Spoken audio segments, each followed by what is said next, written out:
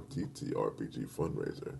This year, we're raising funds on Tiltify for the Lavender Rights Project. The Lavender Rights Project is a black trans feminist organization committed to dismantling oppressive systems that disproportionately harm black communities. APOCU wants to give a big shout out and massive thanks to this year's sponsors, Transplaner RPG, Frivolous Bear Studios, and Thought Crimes Games. Transplaner RPG is an award-winning, all-transgender, people of color-led dark fantasy channel telling stories in an original, non-colonial, anti-Orientalist multiverse. They're proud to support the APOCU Black History Month fundraiser and encourage everyone watching to give what they can. As always, we stand in solidarity with all oppressed people of the U.S. and the world, fighting for freedom against colonization, imperialism, and white supremacy. Free Sudan, free DRC, and free Palestine. Frivolous Bear Studios is a game company dedicated to telling untold stories and amplifying marginalized voices. Their first game, The Home We Remember, is an introspective, lyric role-playing game that uses tarot cards to explore your characters' memories and their relationships to a community hit by tragedy. Produced in collaboration with Tinder Vision Studios, The Home We Remember was lovingly crafted by a team of majority queer, trans, and racialized storytellers. Visit frivolousbear.com to get your copy today. And last but certainly not least, a special shout out to our third and final sponsor, Quinn Murphy of Thought Crimes Games, the makers of Griot Anthology. The Griot Anthology is a zine celebrating the brilliant work of black TTRPG game designers, utilizing the powerful medium roleplay. This anthology holds space for intersectional blackness in the past, present, and future, giving us the opportunity to tell our own unique stories and share our unique perspectives. Go to the website itch.io and search for Griot Anthology to pick up a copy today.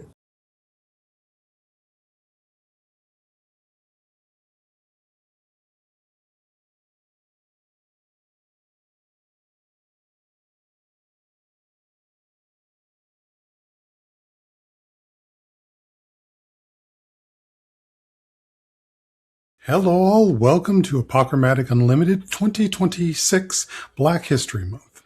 In celebration of Apochromatic Unlimited is presenting Harlem Renaissance Forever. We are sponsored by Transplaner RPG, an award-winning RPG channel of all trans, people of color-led dark fantasy channel telling stories in original, non-colonial, anti-Orientalistic multiverse. And for this year's Apochromatic Unlimited Month of Black History Month, we are raising funds for the Lavender Rights Program.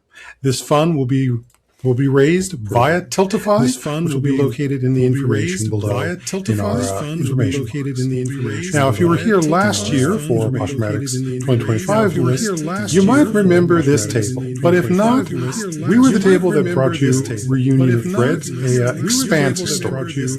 But tonight, and over these next couple of recordings, we're going to be going back in time as opposed to forward to talking about the Harlem Renaissance. And with that, we will be using, hold them up here, the Harlem Unbound editions, first and second, as well as Call of Cthulhu for this series of information. Now, I will also say, given that we are talking about Call of Cthulhu and the history of Lovecraft, we're not really focusing on that. And in addition, I'm going to also let you know, we are not going to be using any of the classic old ones. So if you're trying to figure out which ones I'm setting up, relax, sit back and enjoy the story. We're going to do something a little more closer to home and closer to our cultures. But before we go on getting into the disclaimer and the content warning, let us meet our table as well once again. So I'm going to ask everyone, going to go around. I'm going to ask you to introduce your name and just your character name. We're going to learn the characters as we go along. So starting off tonight with Ran. Hi, my name is Ran. I use she, her pronouns, and I will be playing Anya O'Meal, but she goes by Anya. And next up, Shawkat. Hi, I am Shawkat, and tonight I will be playing Stanley Parrish. I am she, her. Stanley is she, her. And then Chantel. Hi, I am Chantel. Tonight I will be playing Delilah James. Just D, really. Her pronouns are she, her, mine are they, them. And I'm Perry Clark. I'm going to be your game master and keeper of arcane lore for our adventure here in the 1920s of Harlem. So, disclaimers with that. Our story is fictional. Any individuals and places that we present in this are presented from a fictional representation and does not actually represent who they are and what actually happened in those places. We are taking creative license with this to tell our story and have their presence to remind you of how much the Harlem Renaissance is forever with us. Now, this is a horror game, so content warnings that have gone over with lines and veils with the cast. We also have the X card, so if there's anything that comes up, the cast will either put it on visually or through our chat channel, which is going to be done via Discord, if we need to pause and readdress anything. Otherwise, I will tell you right now, we expect to be playing horror. We will be dealing with spirits, generational trauma, interpersonal relationship dynamics and betrayal, violence, physical, emotional, and spiritual, veiled danger to children, historical traumatic events, and class and socioeconomic isms, including racism. Now, before we get into our full story, just want to remind everyone with everything that's going on right now, many of us in the TTRP community do support ending everything that's going on. We may not always be able to pronounce it and speak to it because there are other things going on in our lives that may create some difficulties. Does not mean we don't support it, even if we can't immediately say anything. That also said, as Chantel and I are both mental health workers, we also want to remind you that these spaces are also a necessary respite for people from dealing with the world as is. And we ask that you respect that when they do want that space to be able to step away before they go back to fighting the rest of the shit that's going on, and forgive my language. Now, that said, let's go ahead and get into our story. A dog scratching at the door. Pawing at the door, sorry. Our scene opens in a railway station in Chicago. Bustling, people moving back and forth, the frantic energy as a porter, a black man, wirily built, is pushing a large large trolley with multiple crates of dogs in them, all of them barking, yelping, howling at all the noise and rustling that is going on around them. And then they stop and go quiet. The porter stops and looks at the dogs, wondering what's going on. And you can see all of their eyes turn towards a doorway. Above it, it says tracks 12 through 13. As a woman steps through the portico, a black woman with her hair tightly up in a bun, wearing a straw hat with ribbons and a flower in it. Gold-rimmed circular glasses adorn her warm and curvy face as she's dressed in a, what we'll call a light coat and a floral print dress that goes down to her ankles. As the curves of her body shift as she's walking through, the crowd just seems to part around her. As she approaches a newsstand, the newsman behind it looks over to her, and she points to a newspaper and reaches into her purse, drawing out a coin as she shifts the other carpet bag that she's traveling with and hands him it from her gloved hand. He hands her the newspaper, and she opens it up to see June 1925. Major hurricane hits multiple states across the Gulf Coast. Death toll unknown, still being calculated. She smiles and she looks at the headline and begins to fold the paper as another porter walks by shouting, "Trains bound for New York, loading at platform 2. Trains bounding for New York, loading at platform 2. Train due in 30 minutes. Please make your way there now." And as he continues to walk through, making this announcement, she then turns and looks at the crates with all the dogs on them and smiles for a brief moment, and her eyes flash a gold, going from the brown, deep brown they were, to this unnatural gold, almost animalistic hue. She turns and begins to walk towards platform 2 and raises a hand as all those cages of those dogs pop open. And once more, The crowd just closes in around her as she disappears through the doorway for platform 2, bound for New York. So let's go ahead and start in the order of our introductions. Ran, question about your family. You have mostly grown up with the Irish side of your family, but you do still have pieces that remind you of your Chinese side. Mhm. Do you have either a drawing or a picture of your grandmother? I have, I think, a picture. Okay. Um, yeah. Can you describe her for us a little? What was she like? The picture is blurry. It was not a high quality picture, but that's all I have. Mm-hmm. What does she? She has a tight bun on the on the bottom back of her head, and the most striking thing I can see in the picture is a butterfly hairpin, which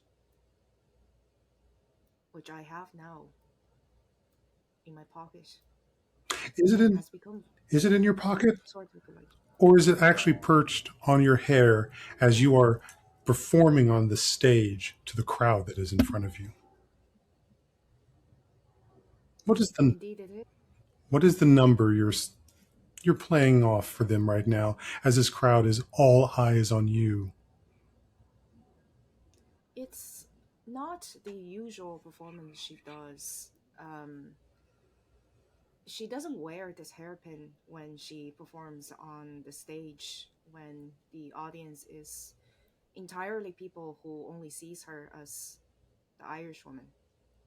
She's now performing in the after hour of the after hour, and in the audience there are people whose faces look a bit closer to what she remembered from a long long time ago, the kind of faces that she doesn't even recognize in the mirror anymore, but she sings for their memories. And um, I don't know if it's all right for me to do a little part of it, Perry, but Please. let me know. Um, there is a spotlight on her, and her gaze cast towards it as though looking at the moon, as she sings 明月几时有，把酒问青天。不知天上宫阙，今夕是何年？我欲乘风归去，唯恐琼楼玉宇，高处不胜寒。起舞弄清影，何似在人间？转朱阁，第一壶，照无眠。不应有恨，何时长向别时圆？人有悲欢离合，月有阴晴圆缺。此事古难全，但愿人长久，千里共婵娟。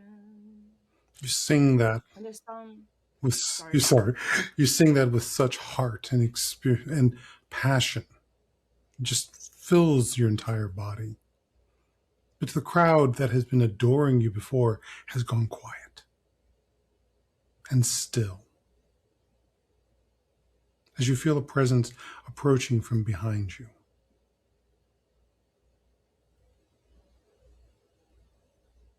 Do you turn to look? I don't. I feel a warmth in front of me. It's as though the light that is above me has sunken down, and all of the voices that had poured out of me has congealed and coagulated in front of me into this orb of light, and I'm holding on to it. And I'm afraid if I turn around, something bad is going to happen. You focus on that light in your hands, knowing that there's someone behind you as they step around the side of you. And you can see that picture of your grandmother, still just as blurry, but standing there by you.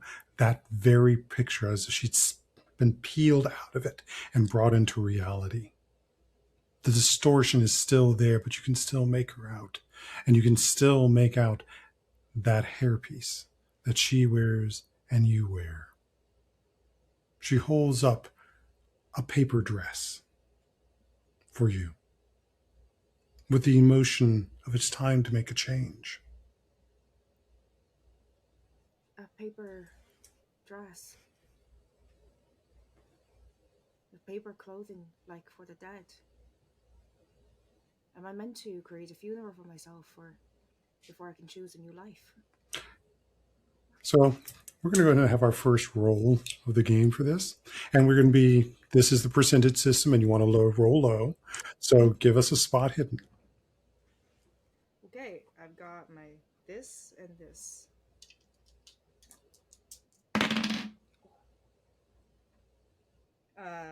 32. Okay, 32 on your spot hidden, which is a hard success. So yes, it is paper dress styled as if what you would see from funeral papers.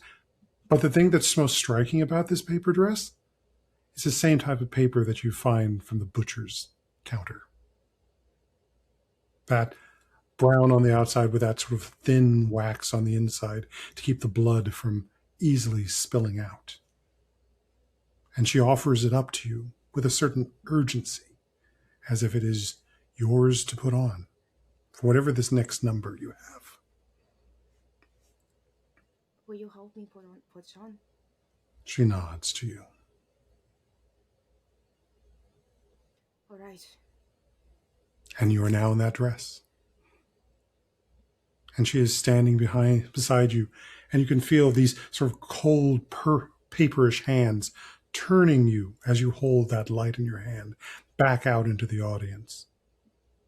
The audience is gone now, but a set of gold eyes somewhere in the back of the auditorium look out at you. Hungry eyes. At which point you hear a knocking at the door. Rapid. Anna. And then you recognize the voice as your beloved Tilda. What is it? She kind of sits right up and turned her head to the left, to the right, and gather her own breath and feels her heart pounding inside of her chest. Deep breath. I'm all right. I'm still here. Tilda? I'm alive. I'm here. Tilda, you open the door, calling out for her. What is it? You were fantastic tonight. Oh, thanks. I As felt usual. like I missed a beat. No, I don't think so. Well, I trust you. I trust your ears more than I trust mine. You ready? Yeah, and I think she will hold out a hand and put Tilda's one Tilda takes it. between her two hands.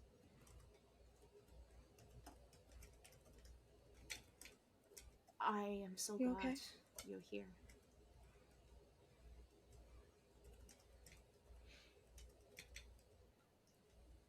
Is something wrong? I think I saw it again. The same dream I've had.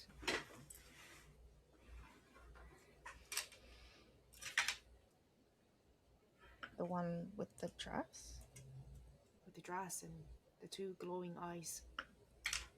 I've heard stories and I think it's a bad omen.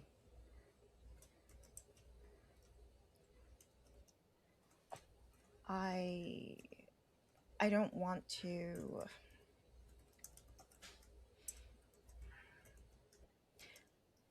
I don't want to dismiss your feelings, but it's a dream. I know I shouldn't think about it that way, but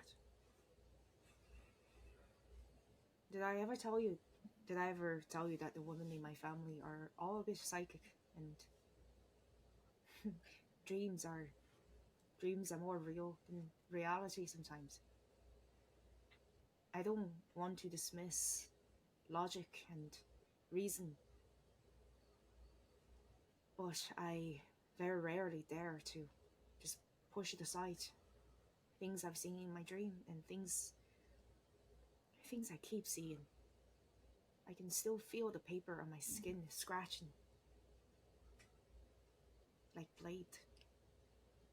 It feels as though it's cutting through my skin.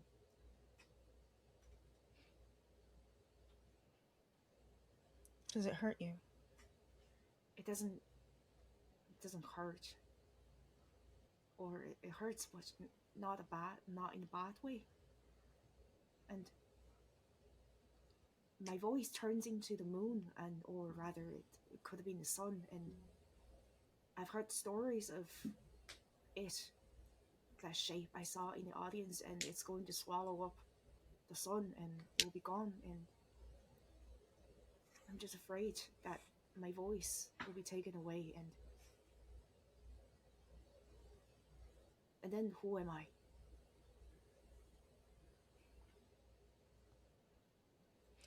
You're still Anya. Not Anya, not that one, not the one that I show everybody else, not the one that I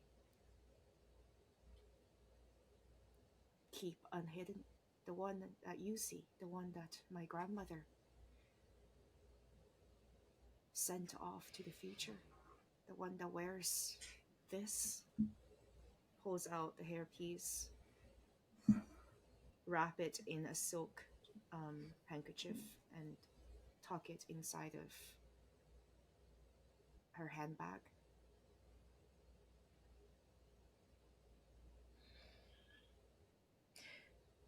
Maybe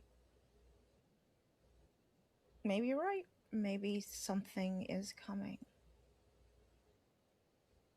Keep an eye out for it. Keep an eye on it.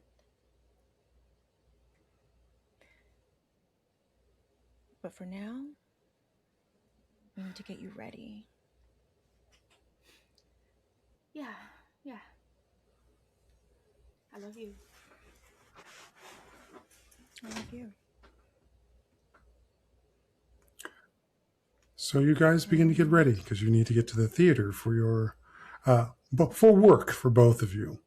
And you know, Rand, that you got Anya, that you have a dress that you're going to be trying on for Stanley. So you both exit together down the stairs of your tenement walk up. And who should be walking down the street in your direction, maybe coming to see you, but is Max. What does Max look like? Max looks like the most well presented, like, I can't even describe it. He is indescribable. He has mastered the art of blending in. If he shows up at a local pub, no one will pay him a second look. He knows how to push attention away from himself. He's got the kind of side part, brown hair. He's got the. I think currently he's wearing a button down. No ties yet. Some slacks, gray or brown. Never any like vibrant color. But that is like before sunset. And when we go to the shows, when he knows that he's not going to find his colleagues or his friends, his quote unquote friends in his real life job, um, he's currently wearing a lavender suit. As Max Hirschfeld steps up to you. Hello, dear. Believe it's about time that you are ready to head out to the theater. Should I have the grab the car, bring it around? How can I help you? What can I do for you? Well, are you coming? Of course, yes. You seem a bit more frazzled than usual. If you can tell already, I'm getting a bit nervous about the show. You're looking sharp tonight. Well, I do enjoy when we get to let loose and be ourselves. Is David going to be there?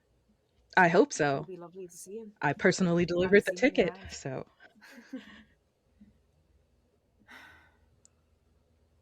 You always make me feel calmer. I'm glad I have that Both, effect on you. both of you. It means a lot. You both mean a lot to me, too. Of course. The car will be nice, I suppose. Or I don't know. Maybe we should just take a walk. Some fresh air, clear your head. Some fresh air. Do we have the time? Do you think? I'm sure we'll be fine. It's just the rehearsal tonight, right? Yeah. Yes. Final dress. Well, all of the accidents, if they should happen, it should happen tonight. There'll be no accidents tonight. That is nonsense. We are going to take a lovely stroll, get some fresh air on our faces. It'll be a decent time, and Max will extend his arm to gallantly escort everyone. We'll take the arm and kind of give Tilda a wink. Tilda will not take the arm, but will be very amused. Shall we? We're going to be the sharpest dressed couple in the theater tonight. And with that, they begin to make their way through the busy Harlem streets, down towards Lenox and 125th Street, towards a theater which, in a few years, will eventually be known as the Apollo. But for right now, it's a theater on 125th Street. And we watch them go. But instead, now, what was that little ditty, Stanley, that your grandma taught you and that you know Ethel has helped you with to remember how the rhythm of sewing? Oh, uh, it's just in and out, in, out, out, in and out, and we're together again. In and out, in, out, out, in and out. That's how we mend. Okay. So, I just don't understand why we just cannot get a better sewing machine. It would be so much better if I did not have to hand stitch every little rip and tear that everyone seems to think they can horse and mare in these costumes in, and they're just not equipped if you're not hitting the numbers correctly. That one has too much energy, and that one is nice and calm, and there's no rips or tears in these pants. Do you see the difference between the two? How there's no rips and tears here because someone can hit their marks without all of this? Unnecessary, please. As there's costumes just around you of various types, shapes, and such, as you're just looking at the ones that are before you. What's the particular piece that you're working on right now? It's a set of pants? Trousers. Trousers. Yes, trousers, as you're weaving them in and out. But, these trousers, they don't seem to be what you would normally be making for everybody who's on stage. They seem older. They're more linen, not so much denim, but linen. Old cloth that has been seen so much wear and tear, so many mending spots on it. In and out, in and out, as your hand weaves that needle and thread through these fabrics. The thread color definitely does not match the fabric that is here. It's going to stand out, no problem, no mutt. It's going to stand out compared to the coloring of the linen and white cloth that it is with this dark thread. But This as you doesn't do, really match. What's going on? as you continue threading it in, every time you enter that cloth, as you poke it with the needle, you hear this little rattling sound through, and in the next one, rattle, rattle, like a piece of metal in the wind. What's. I don't even remember what these are for. And what are my surroundings like? So a moment ago, you were surrounded by your workroom in the theater, all the various costumes, the fabrics, the mannequins, and such, but you find yourself in a plain shack.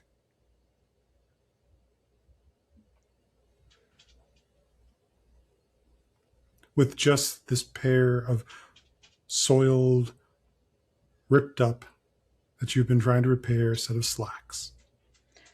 And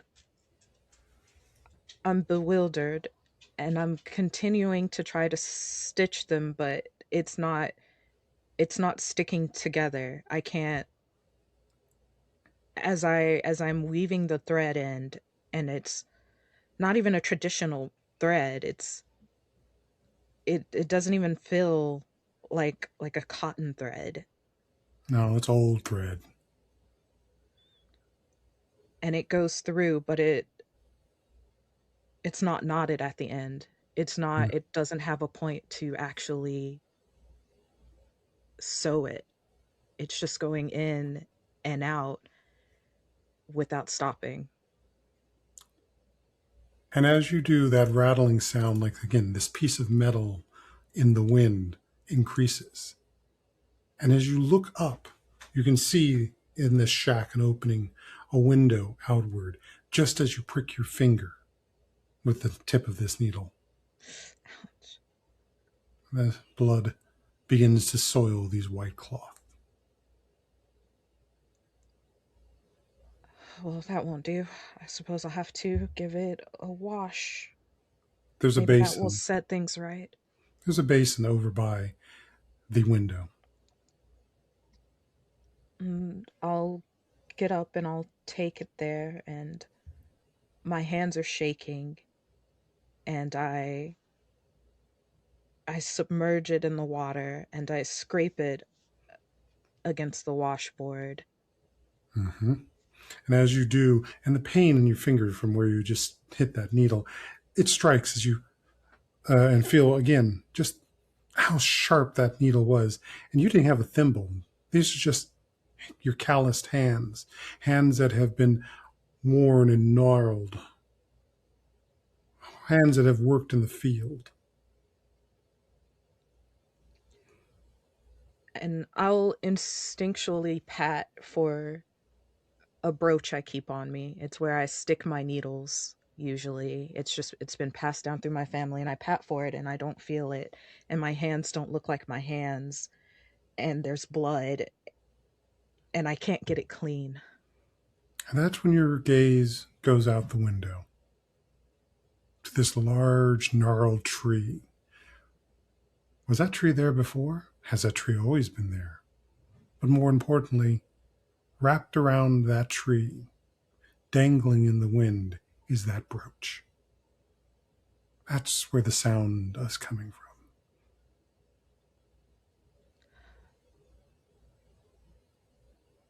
I know that more than anything I want it. I want to go and get it, but I am terrified of opening the door.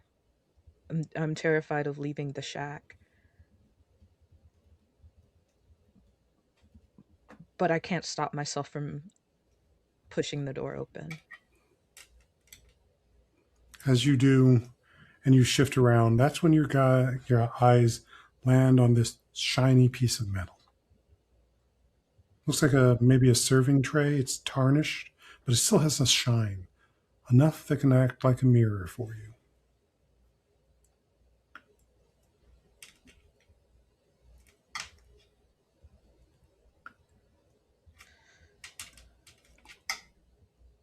I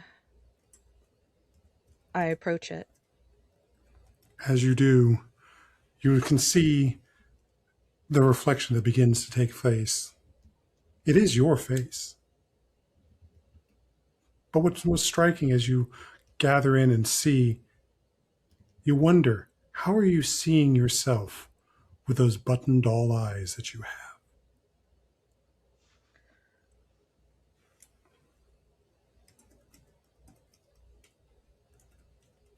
I toss the platter. I just I toss the platter. I rush out of the door. And with that sound of the as you rush to the door and the clattering of the platter, Lorna, you collide with the dishes that you'd been carrying to the kitchen as they come falling down all over the floor. As your sister comes barreling out of the room, clearly half asleep. Stanley, I what are you doing? I was sewing, and I oh oh what time is it? What time is it right now? 8 o'clock. Oh, I should be at the theater. What? Oh, okay. All right. I've got to go get ready. I'm not dressed. Was I? Oh, oh my Oh, goodness, Lorna. I think I was sleepwalking. Oh, again? that's you know what? That's the I third time it's this the week. stress. It's the stress from preparing for the show. That's all that it is. That is all that it is going to be. I do not have time for this. I have got to fit at least Oh, 6 cast members, and I should have been doing that about an hour ago. And oh, oh my God, was this me? Oh my, Lorna, I'm so sorry. I didn't. Oh, I'll let me help yes. you. Well, no, it's okay. Go, go, go. I'll No, fix it. I'm terribly sorry. I really am. If you're so stressed you're sleepwalking, this is fine. You go. Yeah. Yeah. Uh, Shoot, no, go. no. Let me help you. Mom would kill me if she knew I just rushed out after creating this big old mess for you. All you are constantly cleaning messes. I'm going to help, and I will start gathering things up. And when I go to pick up whichever one's reflective, I'll grab it and my hands will shake and I'll drop it. You okay? Yeah, I just I don't know. The sleepwalking dreams are weird. It's not, a nightmare's bad enough, but moving during one isn't all that great. Hmm. Maybe you should see someone about it. You know a guy?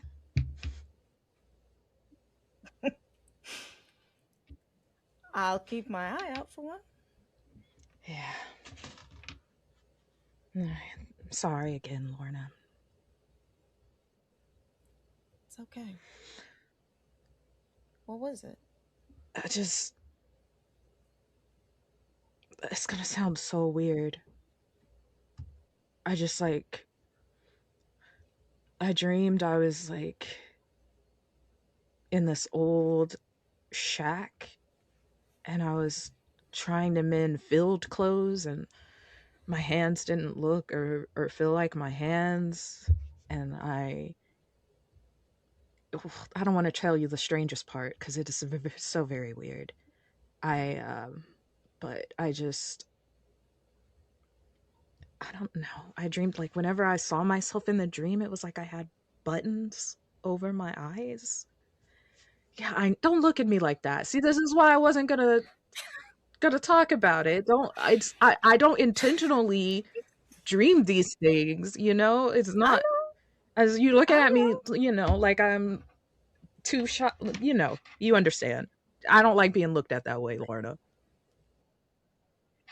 Maybe you need to do some different We're shows. not even doing anything that requires like a shack and field clothes. You know, we don't put on those kind of productions.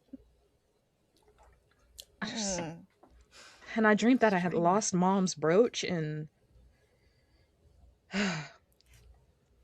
yeah. So out of sight, out of mind. Hmm, I can't dream it 4 times in a row, right? That would be impossible at this point. So surely that's the last time. It all needs right. to be. Using enough You know, food as we it won't have is. enough dishwasher if it keeps acting up. All right, I'll go ahead and head over. They'll. No one's probably there yet. You know, they're probably late. I'm probably late. I am late. I'm definitely late. I keep Hmm. forgetting. Okay, I'm gonna head. I'm gonna head out.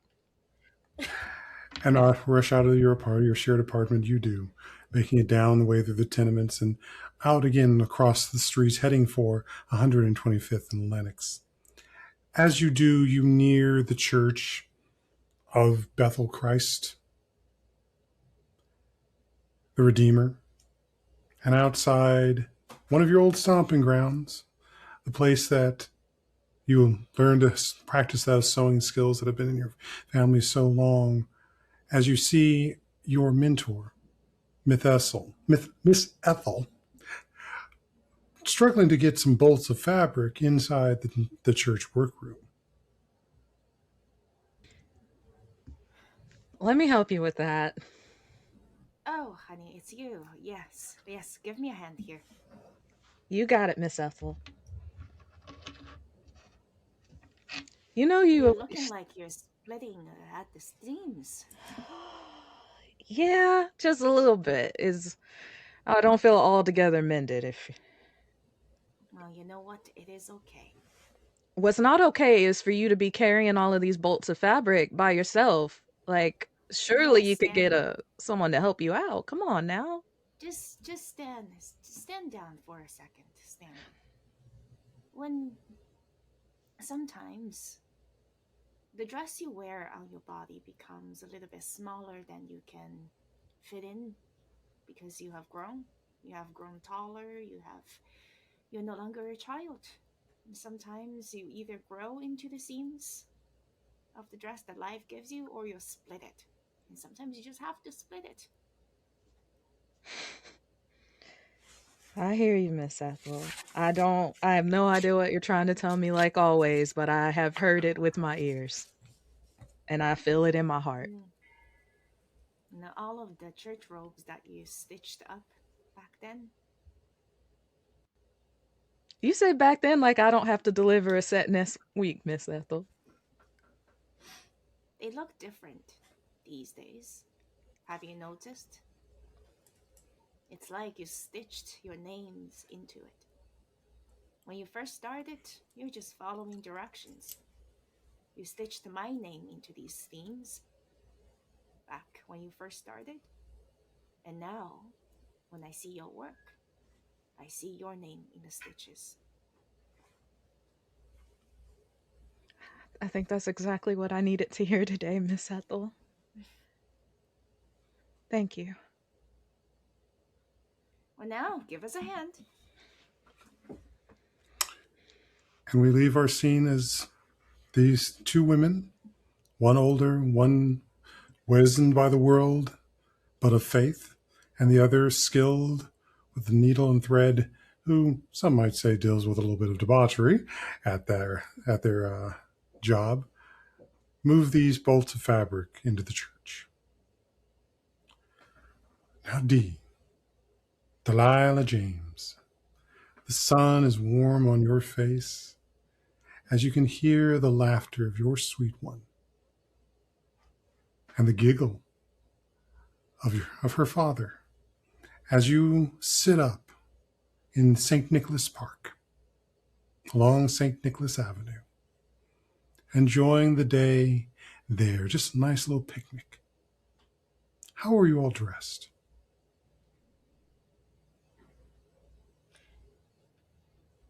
Very simply, but very neatly. Howard is almost a pretty man, like that, bordering on beautiful,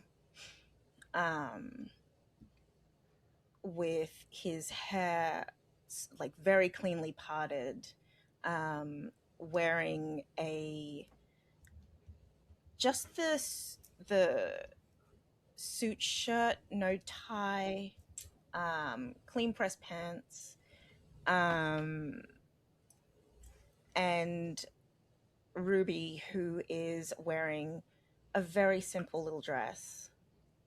She's just started walking, so everywhere she romps around seems to be maybe where she shouldn't be romping around. She's seen all of these places before, and now she's trying to get to the places that she knows that we've been trying to keep her Oh, away yes, from. especially in a park. Especially precociously for Yes. a 3-year-old child. Yes. She's Yes. been able to talk in more words than she was over these years, but she's singing a certain lullaby. The lullaby of your family. How does it go? Rap, rap, rap in the dead of night. Open the door, time to take flight. They catch you, they'll treat you with all of their spite. But the big black dog will steer you right. And she sings it again and again and again. And that's when you hear another one, another voice, an older voice, singing in tune with her. And you look around and you can see an old woman, shorter than you, much shorter, bent from hard labor, bent from maltreatment, bent from malnourishment, looking on from over by a grove of trees, just at the edge of the shadow that they cast. She stands there in old clothes, the clothes of the field, the clothes of someone who was a slave in the plantation period in the South, far from where you are here in New York. She sings the same song.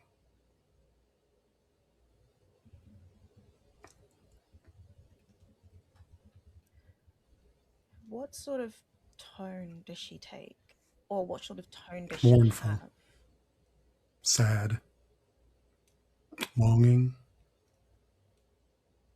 There's a touch of pride, maybe a little love there too, but it is sad.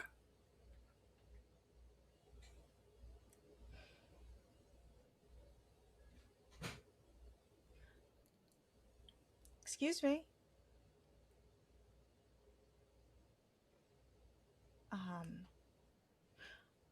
I'm gonna pick Ruby up and just hook her on my hip and go to this woman. You approach her as you're making your way. She stops singing and just looks on as you watch black tears just roll down her face. And her voice is gone, and she's just mouthing from what you can see the shape of, "I'm so sorry. I'm so sorry. I'm so sorry." As she's not even moving, but she seems to be receding into the shadows under those trees till she vanishes completely. And a pair of golden eyes look out at you.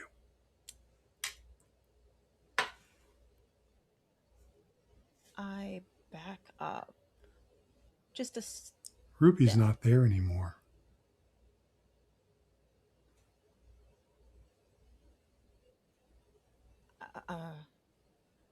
Looking around. Where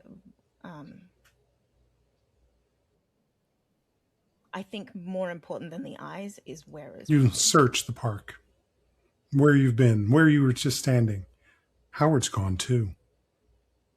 You can see the side of your picnic as if torn apart, strewn across the field as if a wild dog had been gnawing at the meal that you brought there. All of the dishes, all the flatware, all the cloth, just strewn about. Howard? Ruby! Ruby! Running. And as you do, you catch sight of Ruby. Again, standing off at a distance, in a grove of trees shrouded by shadows. Heading She towards disappears into that darkness as well, much like the old woman. Howard runs, and out of that shadow, Howard runs towards you, bloody, covered in wounds, screaming at you, "How could you do this? How could you pick her?"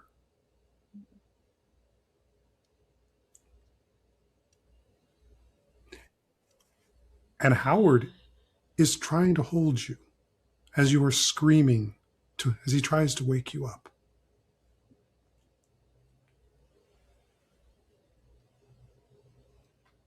D, it's okay. It's a dream.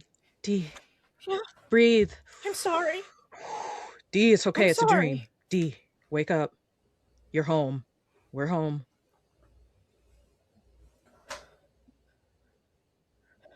Where's Ruby? She's in her bed. She's in the crib. You can look at her. I'm gonna get up and head over to her. See? She's right here.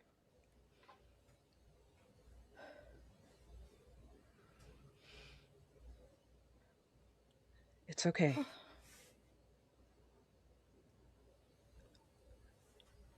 D, this keeps happening.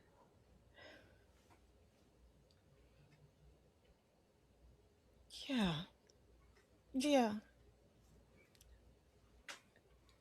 Is It does. something going on with that you're not telling me?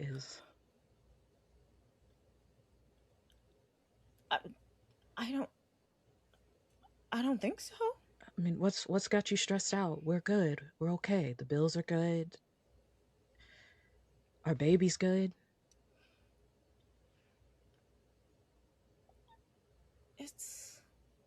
Is it writing? I don't think it's the writing. I mean, have you been researching horror stories or?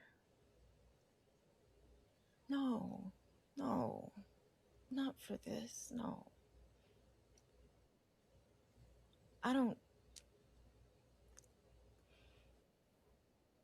There's a story that my mama used to tell me about a black dog and my grandma.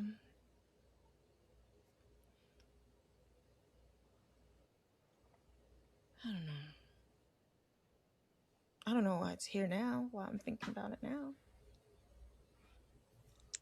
Well, I'd appreciate it if maybe you didn't tell our baby that story.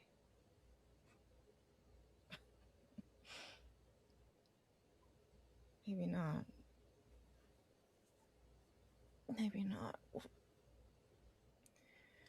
What time is it? It's around 8. And there's a knock at the door.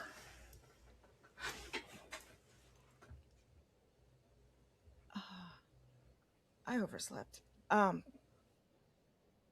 Let's get that. All right. Let's get that. I'll go see to it. Okay. Howard, you open the door, and it's Jeannie Weston, cousin. Hey, Howard, how you doing? We're doing all right, Jeannie. You wanna come on in? Dee's a little worked up. She probably would enjoy having you around. Oh, sure. I also came to get Ruby so that you can go do that shift, and Dee can go off to the theater. So it's my turn to take care of the kids as usual. I know, we appreciate you, Jeannie. We really do. Thank you. Yeah, and you guys enter. Dee, honey, what you doing? How you doing? Bad. dream. You know the old remedies for that. Put a glass of water under the bed. You keeping one of those under the bed? No, you're right. You're right. Well, I'll tell I'll you do what. that. Why don't you just go get ready for work? I will go and take care of Ruby and get her on the way over to my place, and you guys can pick her up later, as you do once the show's over. Whether it's you or Howard, it's going to be you who's going to be picking up, or is it Yeah, going to I'm be Howard's? grabbing her tonight. It'll be me. Okay, good. Now, run along. I'll go and get the little Ruby taken care of, and you go rest. Okay. Thank you. And she putters off to go help Ruby and get ready to take her over to her place.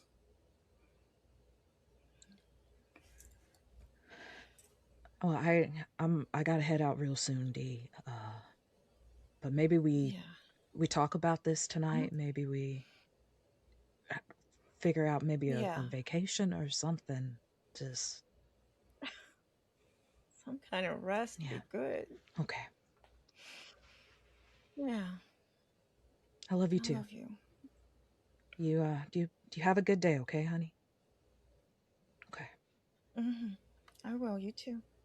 And as you were leaving, Howard, there's another person who walks up just as you're walking out the door. Another friend of your beloved's, Ruth. Knock, knock. Hi, Ruth. Are we decent? Yeah, well, everybody's decent, Ruth. I'm getting ready to head off to my shift right now. Oh, good. Well, you're not looking like a writer right now. You're looking like one of your characters. Yeah, well, go. Dee is getting ready to head over with you.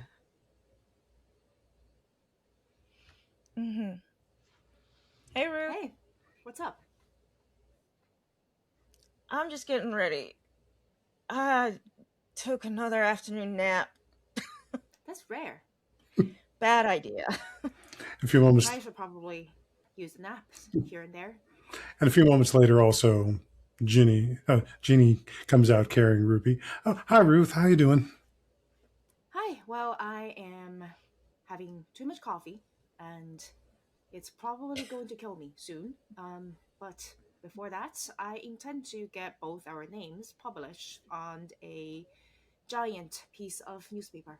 Oh, that's lovely. Magazine. That's lovely. And then at some point, you guys can take some more time to take care of some of these kids. But I'll see you later, Dee. And she and Ruby go out the door. And it's just the two of you. Are you all right? Yeah. You look like you're having one of these inspiration constipation kind of look. You know what? You're right. That's exactly it. That's exactly it. So? Maybe some big inspiration's about to hit. I'll just be locked up with a pen. It doesn't work like that sometimes. You gotta squeeze it through, yeah? So what do you think this play is about then? Are you excited? Are you nervous? Are you gonna piss somebody off? Oh, if I don't piss somebody off, something's gone wrong. That's what I like to hear. Yeah. Shake it up. Well, I don't want to publish the kind of things my father publishes. He publishes sermons. Well, he calls them memoirs. I call them sermons. Nobody wants a sermon in this day and age. I want to publish things that are going to make people uncomfortable, and then make them feel comforted at the same time. I don't know if you know what I mean. Of course you do. You're a playwright. But there's a difference between the kind of danger that is going to make a name for ourselves and the kind of danger that is going to bury us whole under all of the dirt that people are going to throw at us. What kind of danger are you going to invite to this house? Why, Ruth, maybe you should sit down with a pen.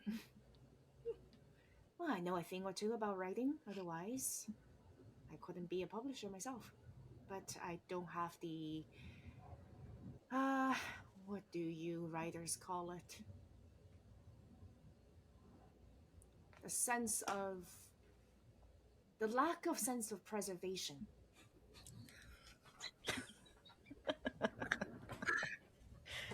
Well, at this point in time, they don't get my face. They just get my words. That's true. But it would be important for they to get your face if you realize or if you know exactly who you want to talk to. Maybe not my lifetime, but I want to make sure that the books that I publish, the plays, maybe that we can work on together. Yeah. I reach the right people, and they will see your face just as much as they will hear your voice. As long as they hear my voice. I want big things. As long as they hear the right. I want big things for me, which means I want big things for you. I want the right words. You have them. You just gotta dress them up a little bit and sell them first. It's like what's that new song from that new show? And Above Table, I don't know if it's period appropriate, like maybe anachronistic. What do they say in the song? A spoonful of sugar makes the medicine go down, or something like that? I think that might have been published by this time. Oh, good. Roughly. But the song not written for another couple of decades. Yeah, Yeah. Yeah, the book's written. The book exists. Huh. Spoonful of sugar and a cup of water under the bed.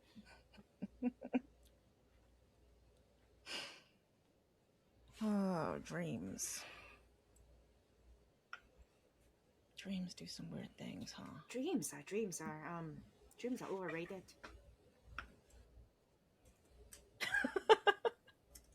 Just matter. like that. Dream doesn't matter. You claw at what you want until you get it. That's the New Yorker way.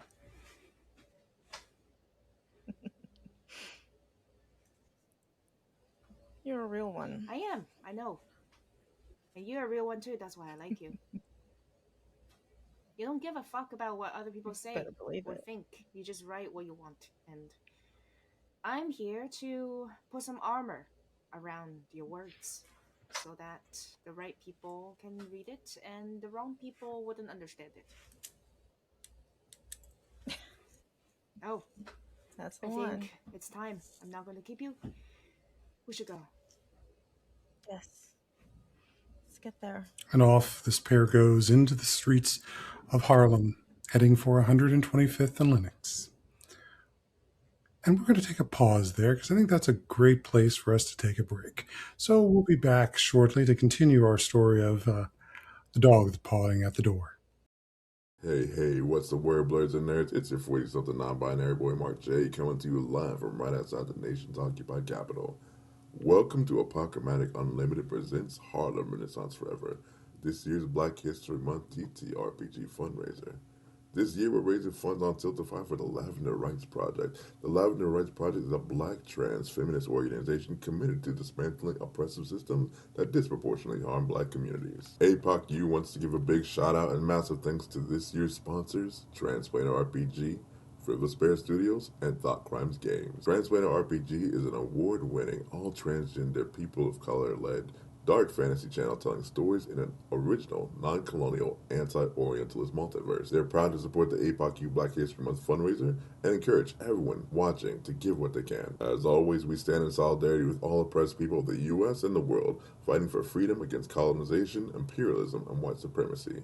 Free Sudan, free DRC, and free Palestine. Frivolous Bear Studios is a game company dedicated to telling untold stories and amplifying marginalized voices. Their first game, The Home We Remember, is an introspective, lyric role-playing game that uses tarot cards to explore your character's memories and their relationships to a community hit by tragedy. Produced in collaboration with Tinder Vision Studios, The Home We Remember was lovingly crafted by a team of majority queer, trans, and racialized storytellers. Visit frivolousbear.com to get your copy today. And last but certainly not least, a special shout out to our third and final sponsor, Quinn Murphy of Thought Crimes Games, the makers of Griot Anthology. The Griot Anthology is a zine celebrating the brilliant work of Black TTRPG game designers, utilizing the powerful medium roleplay. This anthology holds space for intersectional blackness in the past, present, and future, giving us the opportunity to tell our own unique stories and share our unique perspectives. Go to the website itch.io and search for Griot Anthology to pick up a copy today.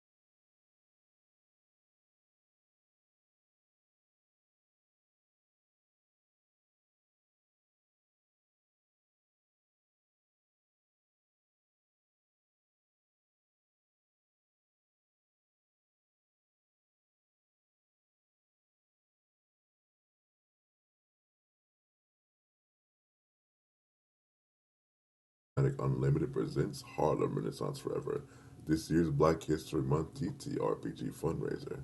This year, we're raising funds on Tiltify for the Lavender Rights Project. The Lavender Rights Project is a black trans feminist organization committed to dismantling oppressive systems that disproportionately harm black communities. APOCU wants to give a big shout out and massive thanks to this year's sponsors, Transplanar RPG, Frivolous Bear Studios, and Thought Crimes Games. Transplanar RPG is an award-winning, all-transgender, people of color-led dark fantasy channel telling stories in an original, non-colonial, anti-Orientalist multiverse. They're proud to support the APOCU Black History Month fundraiser and encourage everyone watching to give what they can. As always, we stand in solidarity with all oppressed people of the U.S. and the world, fighting for freedom against colonization, imperialism, and white supremacy.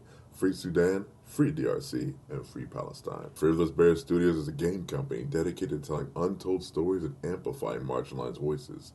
Their first game, The Home We Remember, is an introspective, lyric role-playing game that uses tarot cards to explore your characters' memories and their relationships to a community hit by tragedy. Produced in collaboration with Tinder Vision Studios, The Home We Remember was lovingly crafted by a team of majority queer, trans, and racialized storytellers. Visit frivolousbear.com to get your copy today. And last but certainly not least, a special shout out to our third and final sponsor, Quinn Murphy of Thought Crimes Games, the makers of Griot Anthology. The Griot Anthology is a zine celebrating the brilliant work of black TTRPG game designers, utilizing the powerful medium roleplay. This anthology holds space for intersectional blackness in the past, present, and future, giving us the opportunity to tell our own unique stories and share our unique perspectives. Go to the website itch.io and search for Griot Anthology to pick up a copy today.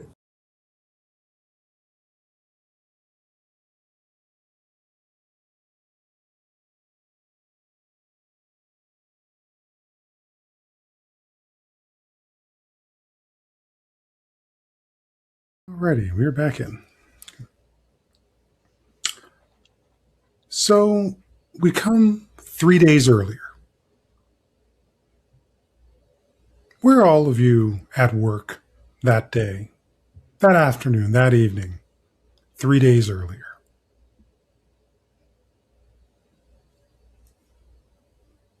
What part of the theater, what part of prepping the show or the next show that's going on are you each engaged in?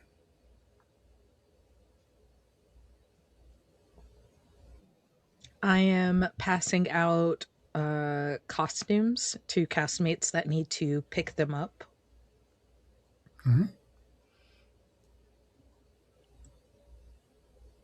I think I'm Sorry, go ahead. I think I'm having a heated debate with the director over the change of maybe 3 words in the script. Because there's a reason I chose those 3 words, and he seemed to think it's okay to just change them back.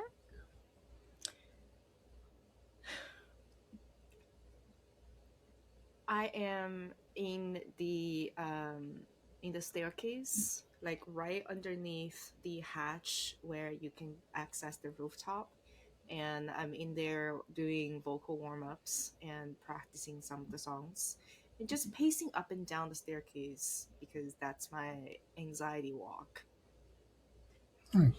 As you do this, I need each of you to make me a power roll.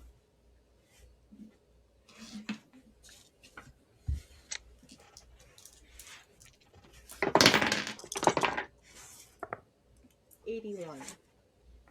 Okay. 44. 14. Oof. So, Stanley, it starts with you first. You're handing the various costumes out as you just feel like there's this breeze in the workroom. And it's getting stronger and stronger. Get it? I could have sworn I had closed those vents. What is going Oh. on? We shouldn't be having this much airflow. But nothing else seems to be disturbed. You're just feeling this increasingly intense wind that is blowing in this otherwise closed room.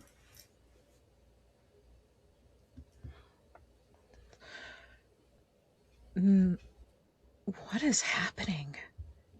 I'm pretty sure it's not the change. That's way, way later in life. It's not right now. No, I'm fine.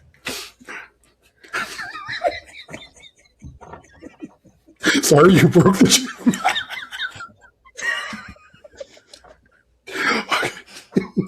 Okay. Sorry. It's much too early. Yes. It's much too early. Dee, as you're having this argument with them, you start feeling moisture hitting you. Like, at first, a sprinkle.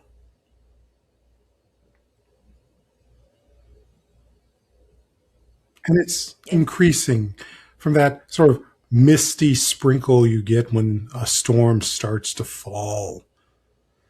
And it's building. And it's cold. It is summer. What is going on? Well, you get some rainstorms there in New York, but nothing like this, and you're indoors. Is someone playing a prank? Anya, as you're working your way up and down the stairs, you can hear the sound of rustling leaves and twigs, and this as if they're caught up in a windstorm. In this narrow stairway that you're going up and down.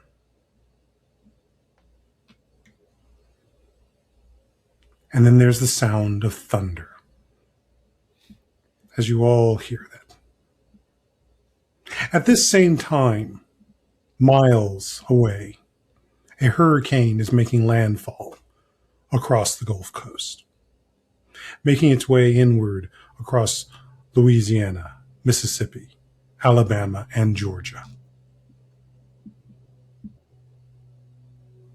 Unbeknownst to you as you're in this moment in New York, but it picks up and it continues to increase as each of you begins to feel that very element, the whipping winds, the wet of the rain, the sound and reverberation as this hurricane, this force of nature, larger than any force that normally comes up here to New York. But for some of you, from where your families come from those times that you have visited them, you're hearing it, you're feeling it, you're knowing its qualities. What are you doing?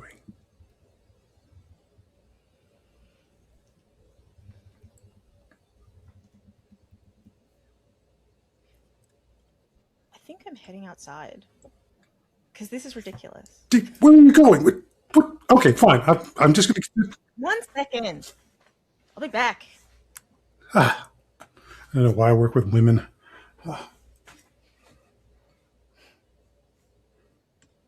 What is the weather like outside? It is afternoon. It is dry. You can feel that just humid heat that is New York in the summer. And I'm hearing thunder. You're feeling the rain, and now you've heard thunder. Yeah, and there's not a cloud in the sky.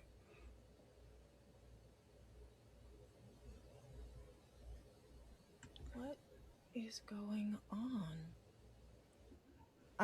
Is there anyone else around who is experiencing the same thing? You see some of the other staff in the company, but they don't seem to be noticing at all.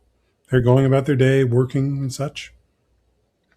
I will fling the door to the costume room open and be like, whoever has hidden a fan that is going off, please come and retrieve it. Today is not the day to mess with me. You hear this in the distance. I will leave pins in your clothing. Oh? Stanley? Oh, I'm sorry, Dee. Someone is messing with the costume room, and we can't have all of the elements and the temperature getting out of whack. As you come together. It's like there was a constant breeze going on in there, but it shouldn't be. So someone clearly has a fan somewhere. As you come together. That is going off. As you come together, Stanley, you now feel rain. Dee, you now feel the breeze. Or should I say, the wind that is whipping up. What is going on? I don't understand. Wait, I'm just gonna slap myself and say, "Wake up." Harder than that, but I'm gonna slap myself and say, "Wake up." I'm not dreaming. I'm not. What are you doing? And I will also I'm not dreaming. We're not dreaming. What is We're this? not dreaming. This is not a dream. I'm not dreaming. No. This would be I've had some crazy dreams, but this is not a dream. Is Something's it? wrong.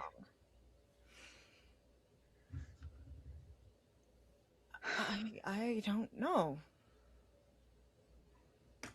This is ridiculous. I don't know what to do. It's like it's Stop this. raining right now. I don't understand. It's not.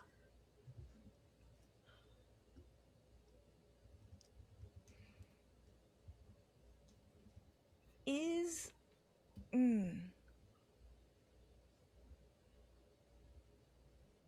there's nothing else going on in this space. There's well outside. You could go to the roof and check. I'll go to the roof to check because this is Oh, ridiculous. wait, Someone must be I'm coming with you. Where are you going? This is weird. upstairs to the Okay. roof. Okay. So as you hear the sounds of thunder and the rattling of the sound of winds in the trees on you're standing there in that hallway, what's going on for you? She was pacing up and down, and go into the hallway that reaches the hatch that goes up to the roof. There is a ladder there, Mm-hmm. and she's in the middle of that hallway when she felt it, and just goes still a bit. Feels the wind on her face, feels the rain. Did someone leave the hatch open? She would just run towards the ladder, and it's closed. Mm-hmm. But just to be sure, she's gonna climb up the ladder and push the hatch door open and just pokes her head out. It is a sunny afternoon in the humid New York summer. What's that all about then? As you can make me a listen roll. Okay.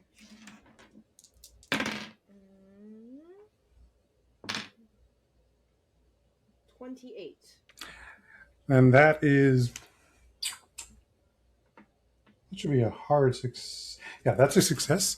You can hear the sounds of footprints, of footfalls of some two people approaching you where you are. And if you're responsible for whatever this is happening, show yourself. Or if this is God speaking, and she's gonna do a cross on her, on herself, the way her father has taught her. All right. The costume designer wants me to trim my hair today. That's not happening anymore. And you, so for Stanley D, you hear this shout out up ahead from you over the feeling of the wind and the rain that is hitting you.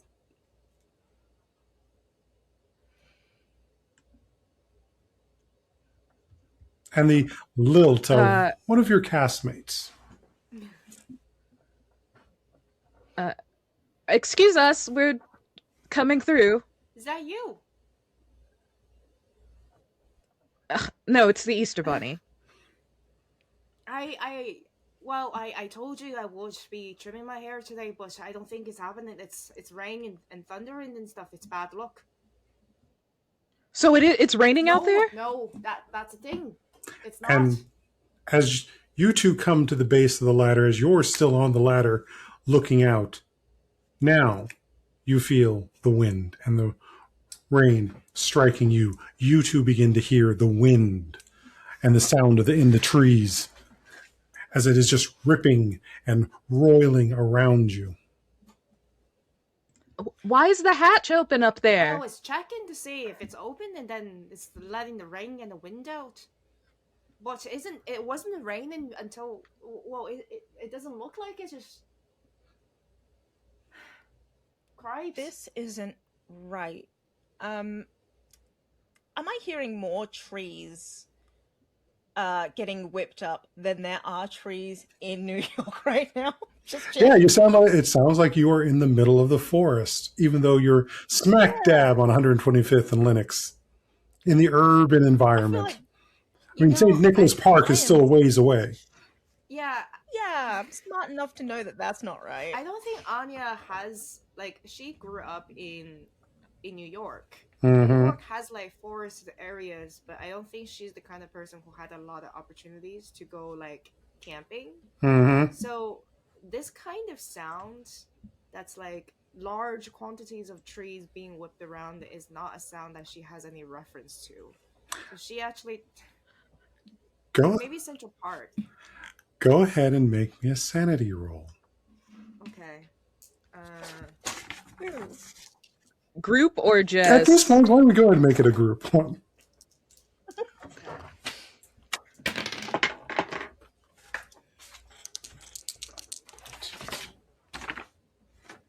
Oh, 57, I'm fine.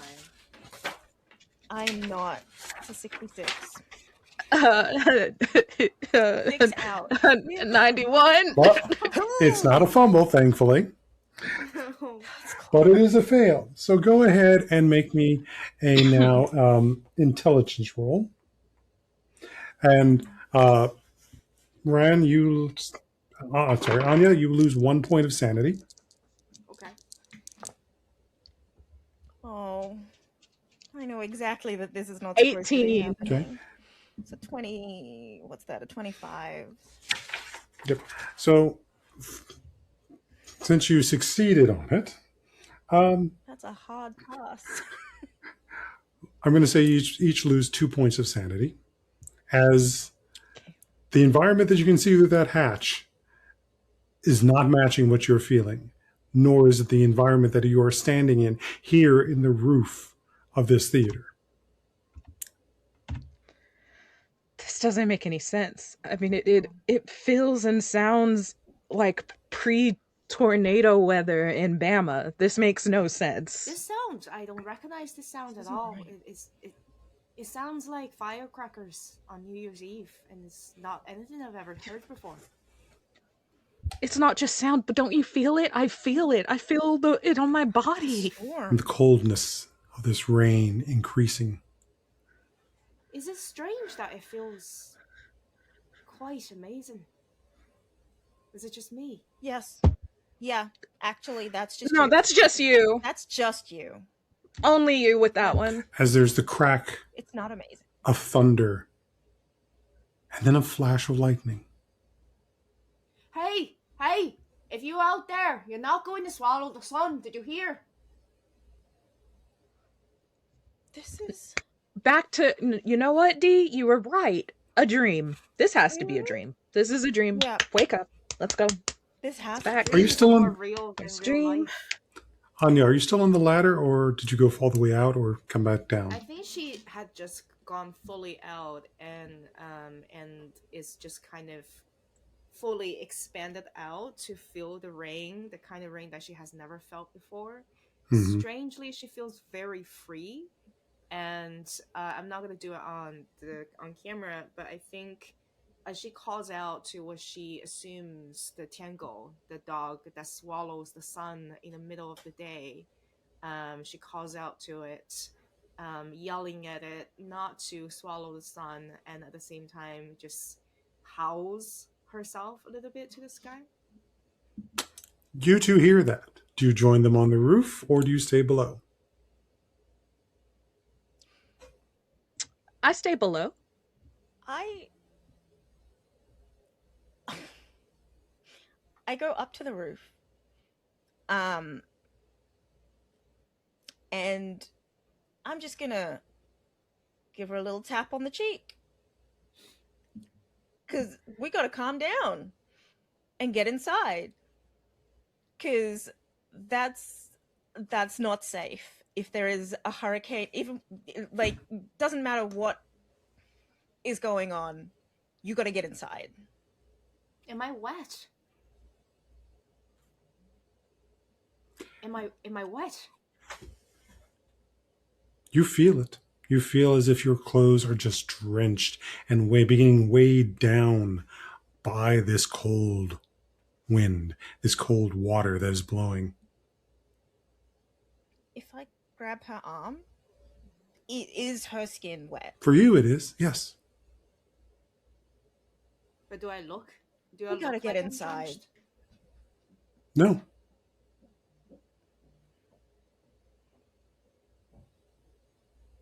We gotta get inside. I'm gonna see if I can drag her back inside. But no, this is the most wonderful thing that's ever happened. This is in broad daylight, but we are feeling a storm. Isn't that amazing? The sky is clear. Yes. And I think you mean a collective psychotic break. I think that's what we're feeling right now. Yes. But it's not Time to possible go if we're inside. both feeling it. If you're all feeling it, Time then to go it's real. inside. It's So real. who would like to make a psychology roll? Sure. I will. Wait. Can we both roll or? Yeah, go ahead. Okay.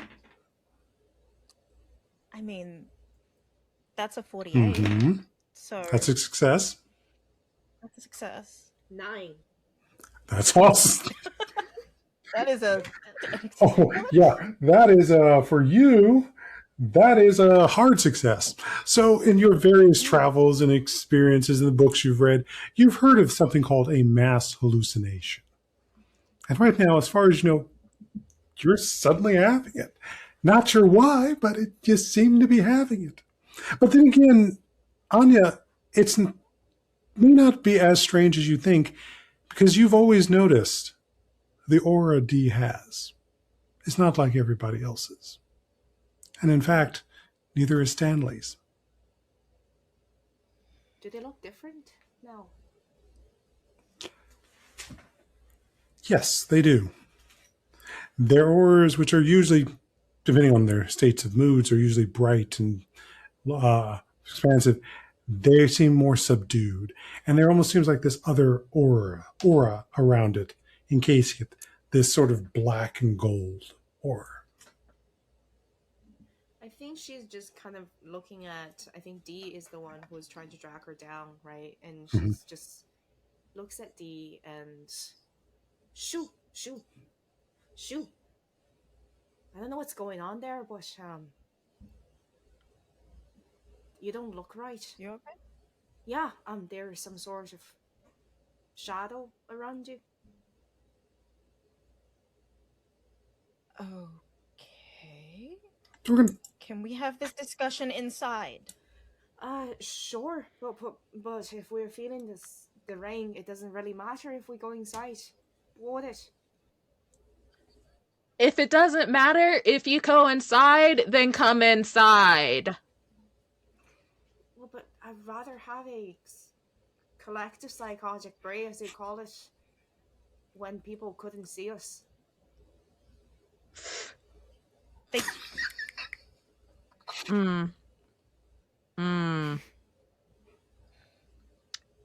So, Stanley, are you going to go up this ladder or stay where you are? That is a real good point. I will go up the ladder. I am now thinking about the exchange I just had very loudly with Dee in front of the back part of the theater. I'm like, all right, yeah, we probably should have this conversation outside. That's a good idea. You climb up the ladder and step out onto the roof as you see your compatriots standing there. And that's when, for you, the three of you, the sky is replaced with a whirling dark maelstrom of gray and lightning clouds. Rain just falls around you. The New York skyline, the buildings, the tenements, everything, all the noise is gone as you are surrounded by trees and a forest, a dark forest that is just being covered in the middle of a storm. Now, Stanley, give me a natural world roll. Or history, one of the two.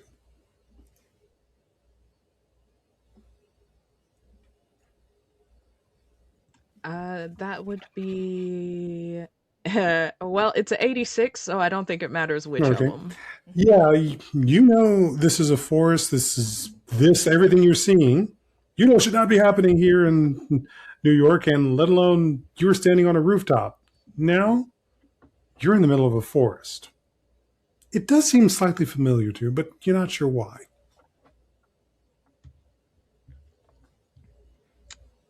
I'm gonna take out my cigarette case and attempt to light up a cigarette. And when I open it, there's just like a note that says, "Mom wants you to quit." I'm just gonna close it and rock in place. The sky and the winds and all of this is an experience in of itself. And the flash of lightning blasts across the sky, and in this light, that's when you see it, Stanley. You see a tree, much like the tree that you will see in your dreams. Hanging from it around all sides are these metal charms that are just dangling, bouncing back and forth in the wind. Its roots, and it's a big tree, and its roots extend deep out into the ground. But you find yourselves among. Anyone else seeing the tree? Oh, you can't miss the tree for the other two of you. But go ahead and make me a spot hidden, all of you.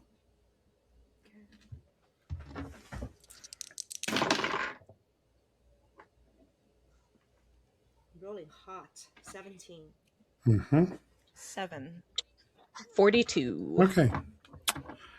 Let's see. I will. Did anyone pass? Oh, yeah. Because I if got no a one 7. passed, Yeah. okay, Yeah, cool. 42, you just missed. I'm not going to worry about you needing to spin luck for this one. You can see others in this forest with you. Some at a distance, some closer to you. They're all in various shades, as if they're ghosts, shadows, all around you. Now, with that high spot hidden, which I believe we had a 14 or 17? A 7? You've seen some of these people. Just in your walking about, enjoyment of the city, someone you passed as a neighbor in the neighborhood, someone on a bus. But you've seen some of these people. And you're all arrayed around this giant tree with these charms that are dangling and bouncing in the winds on these thick old ropes, old cording.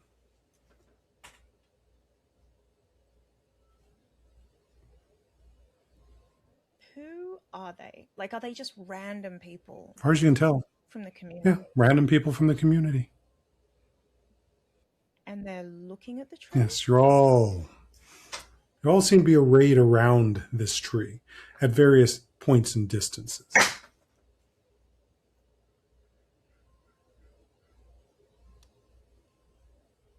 going to walk up to the nearest one who is not the three of us. Mm-hmm. Is the weather still big? Oh, yes, this hurricane is going on. It is full of life. You can see lightning crackling and dancing across the sky. But it's not physically affecting us. Like, we're not getting blown. Oh, you can feel it, but you're not. It's not No. moving us. And then that's when you notice that these shadows, these other people, it does feel like they are caught in a wind that's going in the opposite direction. In fact, as the wind is going sort of left to right, the wind that's blowing them is all pulling towards that tree.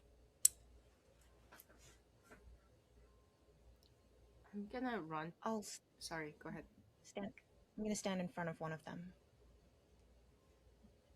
and try to stop them getting closer to the They're tree. not actually moving closer to the tree, but it's like these wisps are pulling off them straight in towards the tree. Are you okay? They don't seem to register you. I'll turn my attention back to the tree. So, like, if there's wisps coming off of them, the tree is solid 3D, Mm-hmm. like in focus, Mm-hmm. like in a. Yeah. I'll go up to the tree and look more closely at these charms. Okay. Let's see here. Go ahead and make an occult roll for me. And then for Anya, also can make an occult roll. Or actually, let's have you make a power roll instead. And same thing for Stanley, power roll. 29. Okay. Yeah, you definitely, that's a success. 21 on power. 31 on power. Okay. And 19 on occult. Okay. So let's start with D.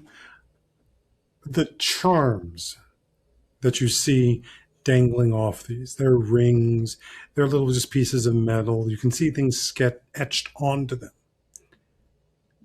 From your readings, as you have an interest in the occult and the old local folklores and so forth, you see that these are charms meant to protect, charms meant to keep evil at bay.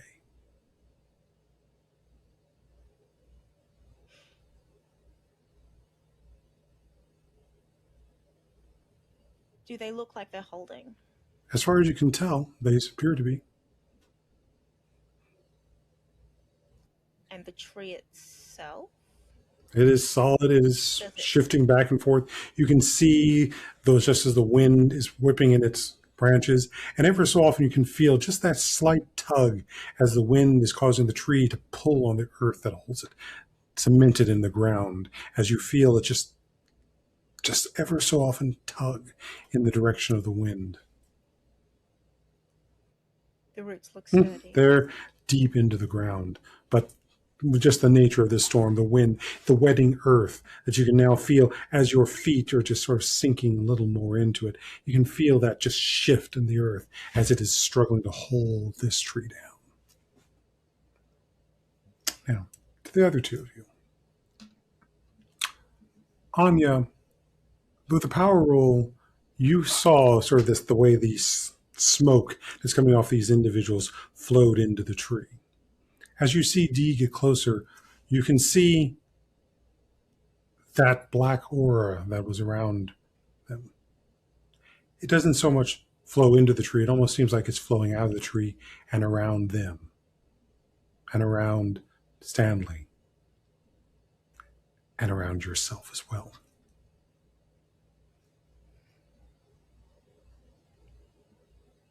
I'm gonna go up to the tree and just. It's probably too big for me to like wrap my arm circle them. I'm gonna like make as big as possible and just wrap myself on the tree. I don't understand, but this seems important. Are we meant to be here? Where are you? I'm listening. You begin to hear those slight whispering of the non-destructive voice in your ear as you lean against the tree. It's not English. It's not Irish. It's not Chinese. It's any and every language being whispered against that ear of yours against the tree.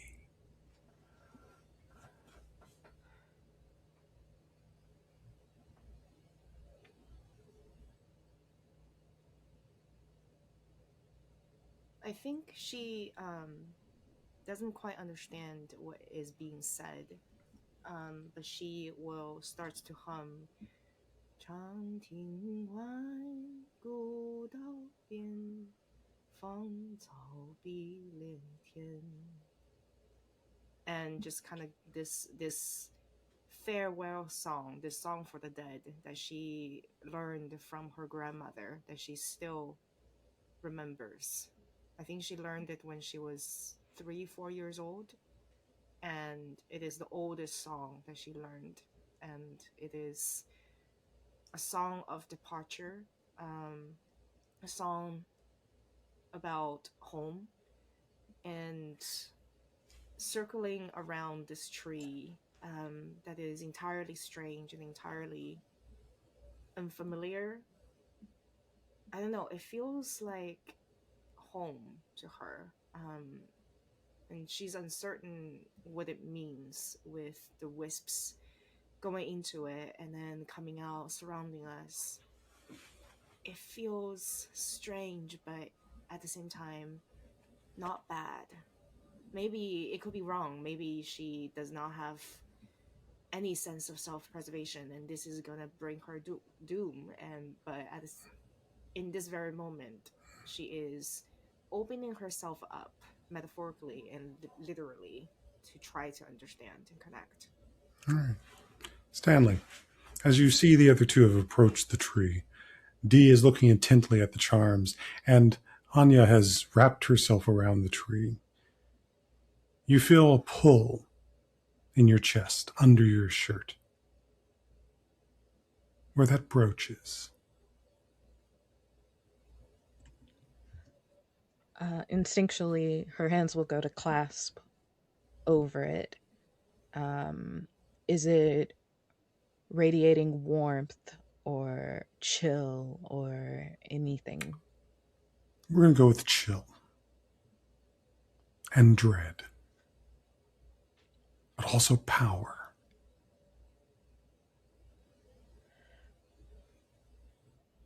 Just holding it close with her hands covered over it, I'll take it out and I'll look at it. And I see my coworkers, essentially. I see the people that I get to create and tell beautiful stories with, all embracing the tree. And I'm filled with apprehension and worry, and I am rooted to the spot that I am in. I cannot go forward. I'm going to have you make me essentially an idea roll. It's really more of a memory roll. Okay.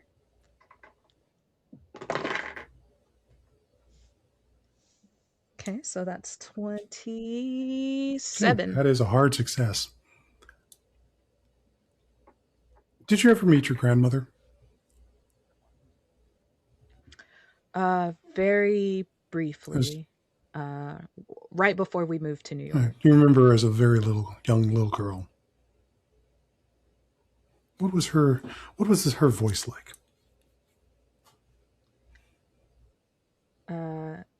It was kind of high pitched and like a little craggly, like when you think of like crinkling cellophane or anything like that, kind of like little scratchy edge, A little towards rasp in it. Not so much fuller with the kid, but just a little of it. Yeah.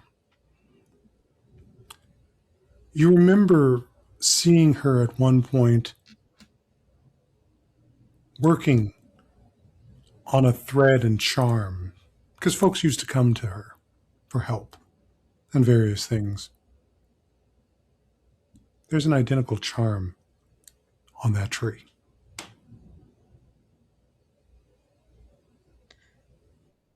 I would not be able to resist that. Even though I don't feel good. I'm worried. This shouldn't be happening. But it is happening, and I see my grandmother's charm, and it's been so long. And I would gravitate toward the one thing that reminds me of as her. you start to move from that plantedness towards that charm, you can hear that voice. It's screaming at you Get away. Get away. Get away.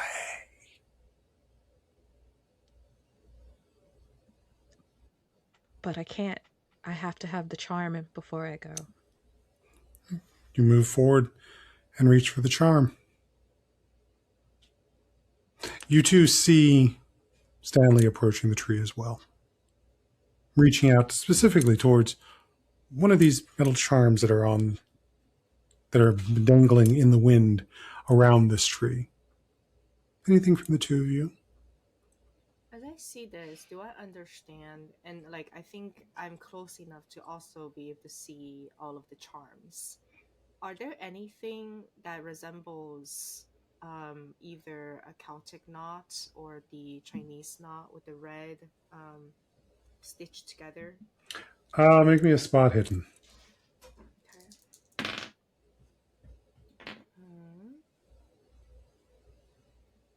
23. Yes, you do. You see both of those there. Okay. And you know, in general, those are meant to protect.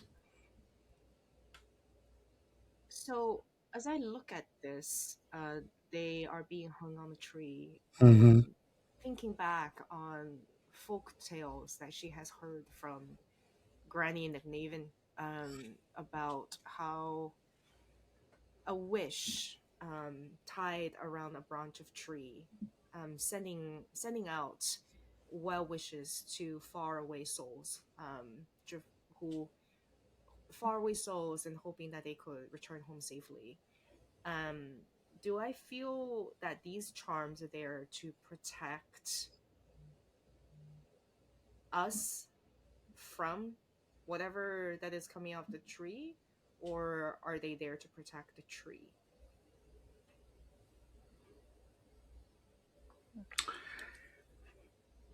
I'm going to say make either an occult or history roll. Okay. I'm gonna go for occult, I think, because history is terrible. My occult is fabulous. I rolled a 6. Yeah, you're pretty much getting the aspect of, no, this is meant to protect you from whatever's in this tree. Okay, then As you see, seeing Stanley, right, reaching out to it, mm-hmm. I'm gonna like just tackle her to the ground. I'll leave the tree and just try to tackle so that she doesn't grasp onto it. Anya, what are you You're doing? there to protect us.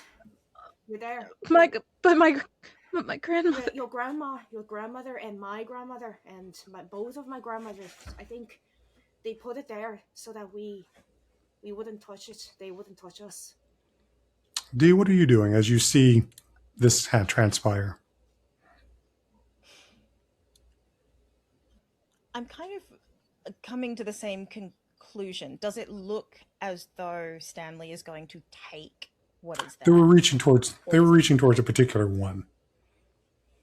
Okay. Then I am also coming to sort of flank and say, no, don't touch it. But why would this be happening? Why would we see this if we couldn't reclaim what's ours?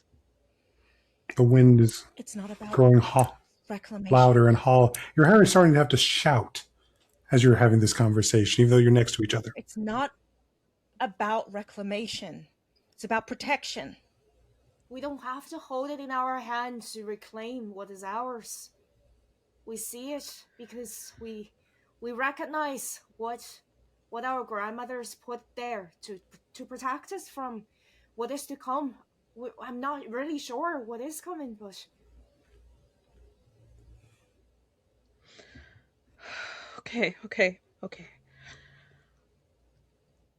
I won't take it, but why is this happening?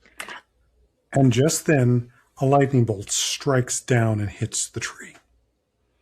You watch as parts of the tree explode off of it, as it comes streaking down into and through the roots of the bark, the trunk of the tree, and into the roots. And it just shifts and glows, and you can see branches burning as the parts that did blow off. As another lightning strike hits the same tree, and a third, and a fourth, and a fifth, all coming down into this one tree, into this one thing, as the tree begins to just glow with the fire that has been lit inside of it. You watch as this tree moves from the dull, dark woods into this red, burning heat. You watch the cords that are around it, that have been holding on with those charms, almost literally struggle and shift as this tree continues to burn brighter and brighter within the heat, as another lightning strike continues down to it, pulsing even further, and you see this shape in the core of the tree, shifting, bending, pushing amorphously, especially out at those cords that are around where the charms are. And you see, Before the shape fully take form, mhm, Anya is going to turn, one hand holding on to Dee, another holding on to Stanley, and say, "I promise, that's mate in a thunderstorm, a lightning storm is soul binding, and I make this promise to you, whatever that is coming, no matter whether we understand it or not, we're going to get through it together, and I will be there for both of you. All right? Hold on." and as you say that, one of the Okay. cords breaks, and a charm goes flying off in the wind. Another is being pushed as this, again, amorphous form literally is pushing against these cords as the lightning, the fire inside this tree is burning hotter and hotter and hotter as another one pops and a charm falls away. The last one that's holding on is the one you were reaching for, Stanley, the one that looked like your grandmother's. Whatever we're being protected from, I don't think it's still working. Should we run? Back up. Yeah, Can we run? Is this back up. something we have to face? Not right now. You're free to run. At least back up. Back up and run. What does the story go? How does the story go? Dee. Time to take flight. All right. And you run, moving away from the tree into the dark forest. Behind you, Stanley, you linger for just a moment as you watch that last cord pop. No. And I'm running with everyone. And the tree explodes outward. As you find yourselves back on the roof in Harlem, under the sun, in its humidity. Are you all right, both of you? No. Dee? I'm sorry, it's not Dee, Stanley. You're bleeding.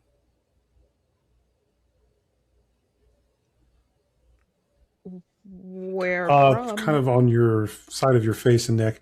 As you were turning away when the tree exploded, you can see these just little drops of, for others can see these little drops of blood just oozing down as your face. You can feel the warmth of that heat. Definitely not a dream. We have a first aid kit. Stanley, do you know how to make more of those charms? No, no. My grandmother used to make things and people would pick them up, but I I was so young, I didn't give a lot of thought. Uh, I think we should make some of them and maybe wear some of them. I think I need to. I I think we need to ask some questions about our families. Hand kind of unconsciously reaches up to hold on to her granny's locket. It's passed down to as a form of protection as well. I think she kind of didn't realize she's been holding on to it even during that mass hallucination, and now kind of releases it, looks down. I think you're right. I don't understand. And with that statement of I don't understand, we move forward to the night as each of you, exhausted from the day, lay down to sleep, and the nightmares begin.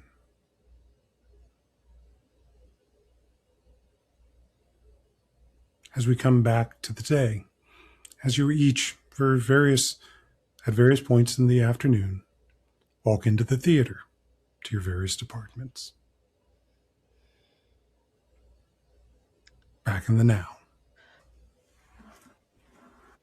GM, would this be the first time we're back to the theater since our collective Oh experience? no, you've had work the last 3 days. Okay. But we're picking up for our story right now, back where we started, in the present moment in time.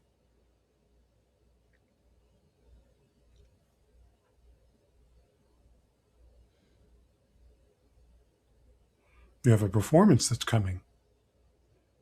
And there's at least a rehearsal tonight before your big opening tomorrow, Friday.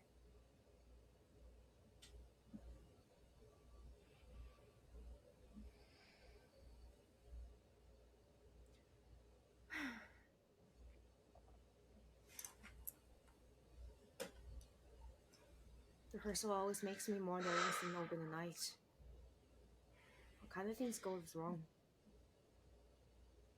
I'm always feeling as though I'm going to disappoint you. And that's the last thing I want. I didn't even make it here on time, so It's all right. It's the Broadway 10, right? I'm just fashionably late. And you are fashionable.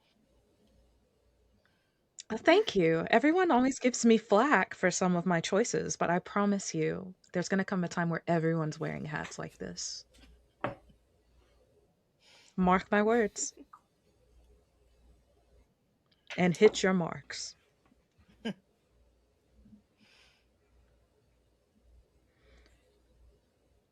We maybe talk after the show? Yeah? Yeah. I think so.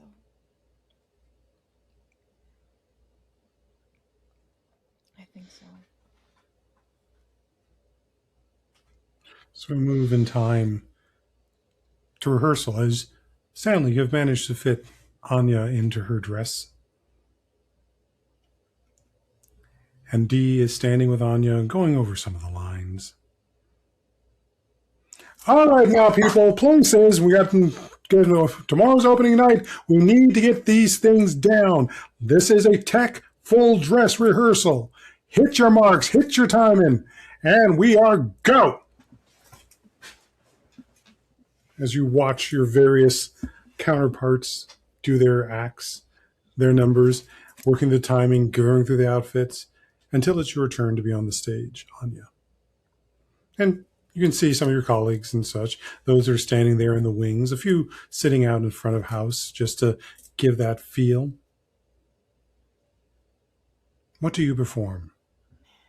It's a scene, a moment of introspection, of regret, of mistakes made in the past, and seeing all of the ghosts of the people, some dead, some simply people that the character she played, the character she portrays, did not manage to say sorry or thank you to.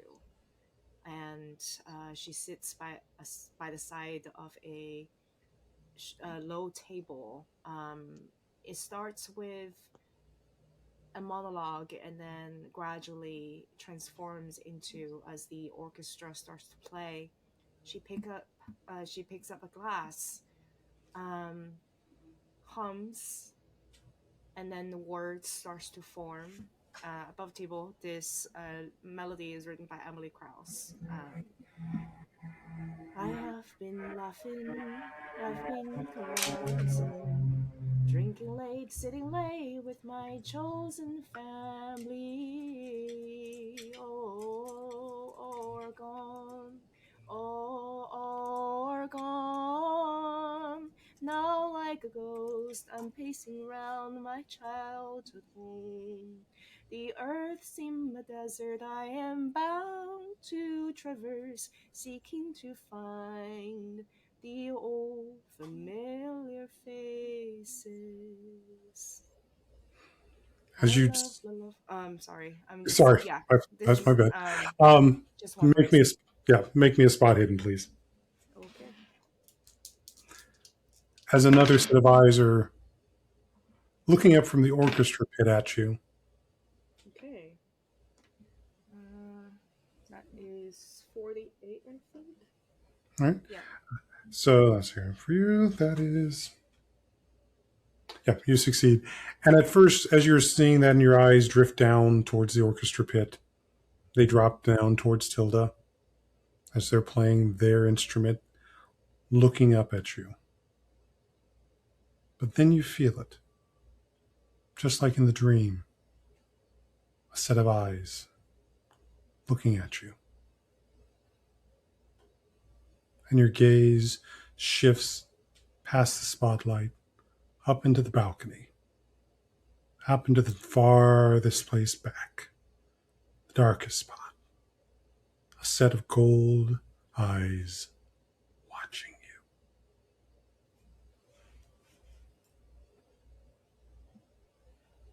you. And she doesn't stop. I think she just keeps going, almost in defiance. Um, I think up until this point, during this performance, which I think all three of us worked on this together, and it's a labor of love. But we, and I think the two of you can correct me if I'm getting this really far wrong, but we're still operating with a lot of restrictions, probably. And we are writing things that are still going to be acceptable, for to be ticketed, and we're not truly able to express who we are or what all of our like deepest dreams are. But I think the words she's singing and the emotion she's trying to express are not entirely aligned in this moment. She's trying to perform to that singular set of eyes. And regardless of what she's singing, what she's saying, what she truly wants it to hear is, I am here. All three of us, we are all here. And we're standing solid on the ground.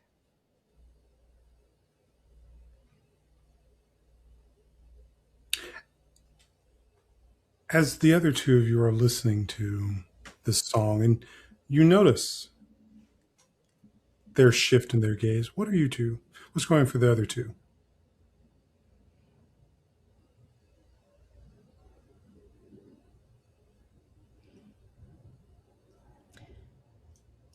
Dee isn't paying as much attention to the show as she should be.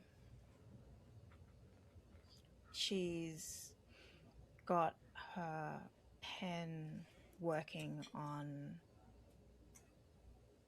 a piece of paper that's just in her lap, and she's writing, crossing words out, writing, crossing words out. Just sentences that do make sense and then don't make sense anymore. So she's changing a word and she's trying to make sense of what she's feeling and what is happening, and none of it seems to fit what she's trying to do.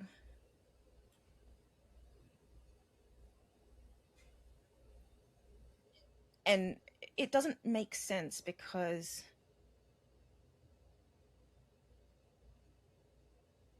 the eyes that were in her dream, she was taught that the black dog protected. She doesn't feel protected. She doesn't know what to do with that information. So she's working that rhyme and trying to make it fit, and it's not fitting. And Stanley? So that's what she said. Stanley is paying attention. She's watching the dress. Stanley is looking at the folds, at the way it's catching light, and is paying close attention, and knows that when Anya is to pick up the wine glass, she's supposed to raise it up, and the central spotlight is supposed to catch the front of the gown. So she immediately notices when Anya actually looks down and toward the orchestra, and her body's curved and turned. And it's like, that's not quite right. And I can only think, I wonder if they also had a dream. Because we're all not quite right today. And then you see them turn and look up further into the balcony.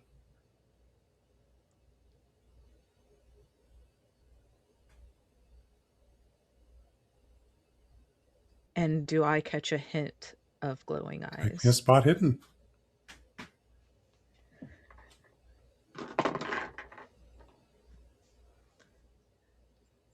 $71. Nope, I don't think so. There's nothing up there. Nope, you don't see anything. But you know they're intently... But that's, her body's still not turned right. Mm-hmm. And it doesn't look like she's making a mistake either. She doesn't look haltingly like trying to think of what to do. She looks like she is doing exactly what she wants to do.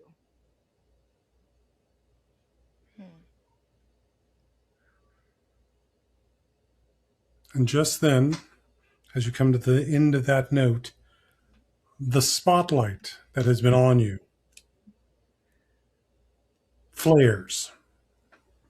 And you hear the light worker up there scream in pain as the light bursts.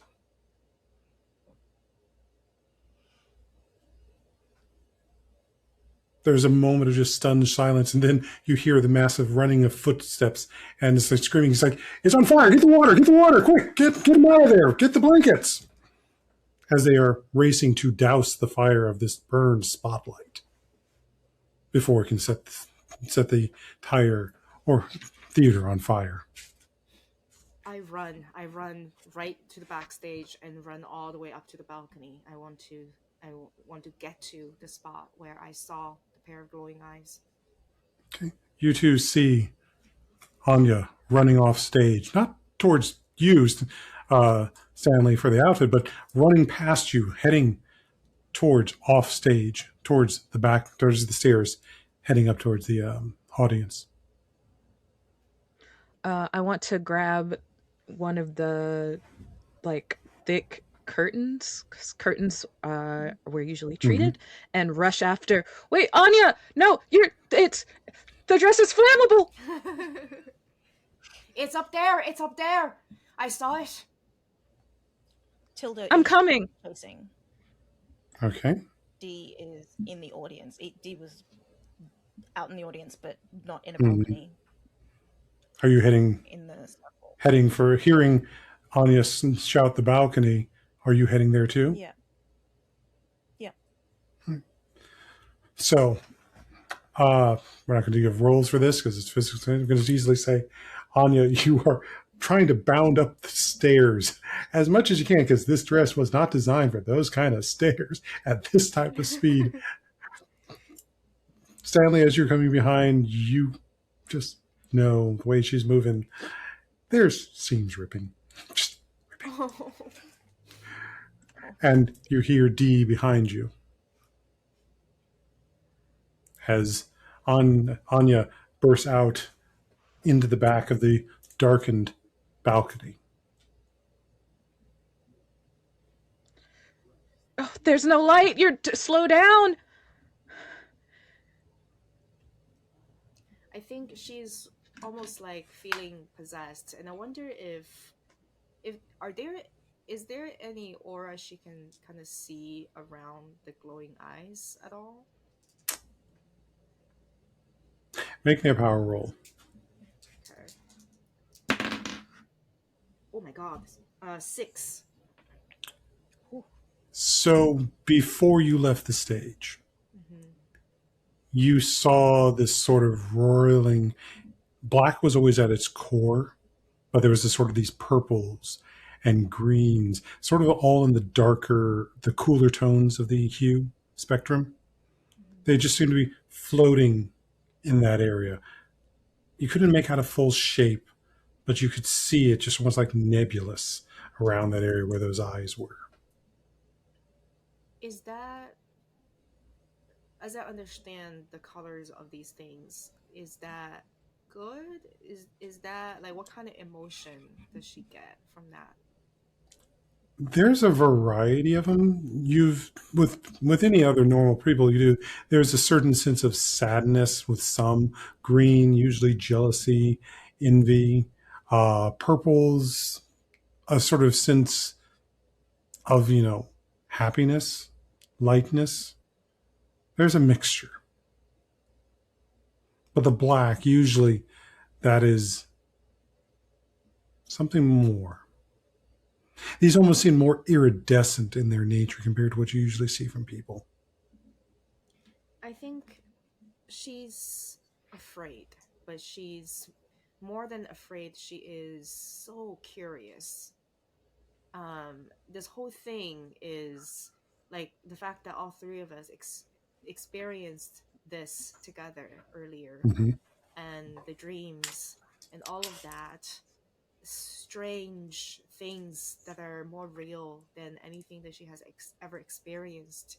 Because living in New York City as who she is, she has been wearing a mask. She has been living a fiction for so long, and this for the first time feels entirely real.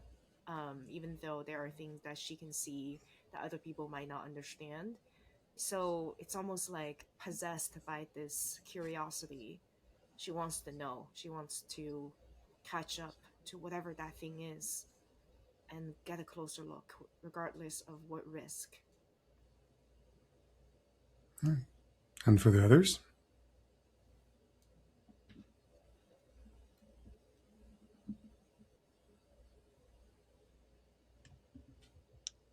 I'm just worried. I'm worried for Anya. I'm worried for myself. I'm worried for D. Whatever is happening to us is not a good thing. And curiosity is great, and I am chock full of it. But I do not welcome my own destruction.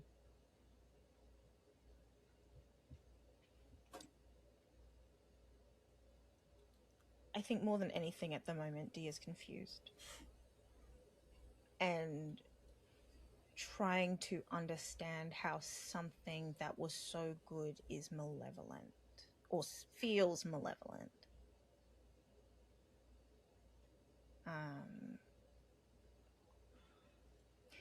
And she feels unprepared for it.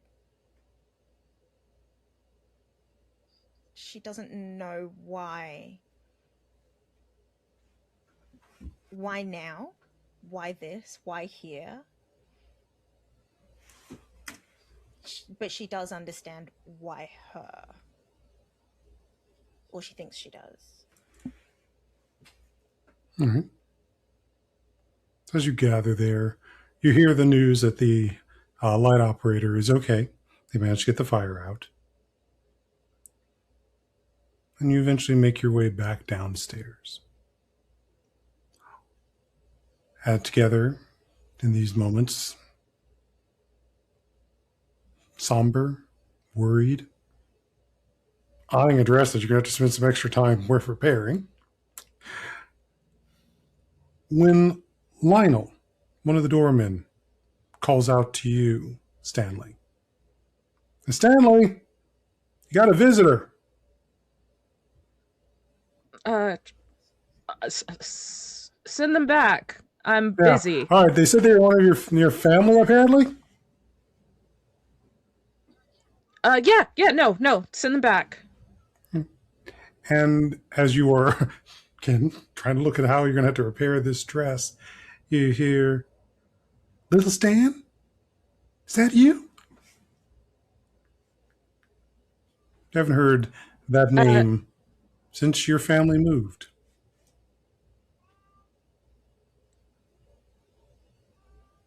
uh, And you turn ex- to that voice, and you see a uh-huh. woman wearing a straw hat with ribbons and a flower in it, gold rimmed glasses, and a floral dress with a coat light for this time of year, carrying a purse and a carpet bag. It's me, Beth Ann from Bama. Ah, uh, hi. I've now had the chance to come into the big city and enjoy this time with you. I'm looking so forward to this.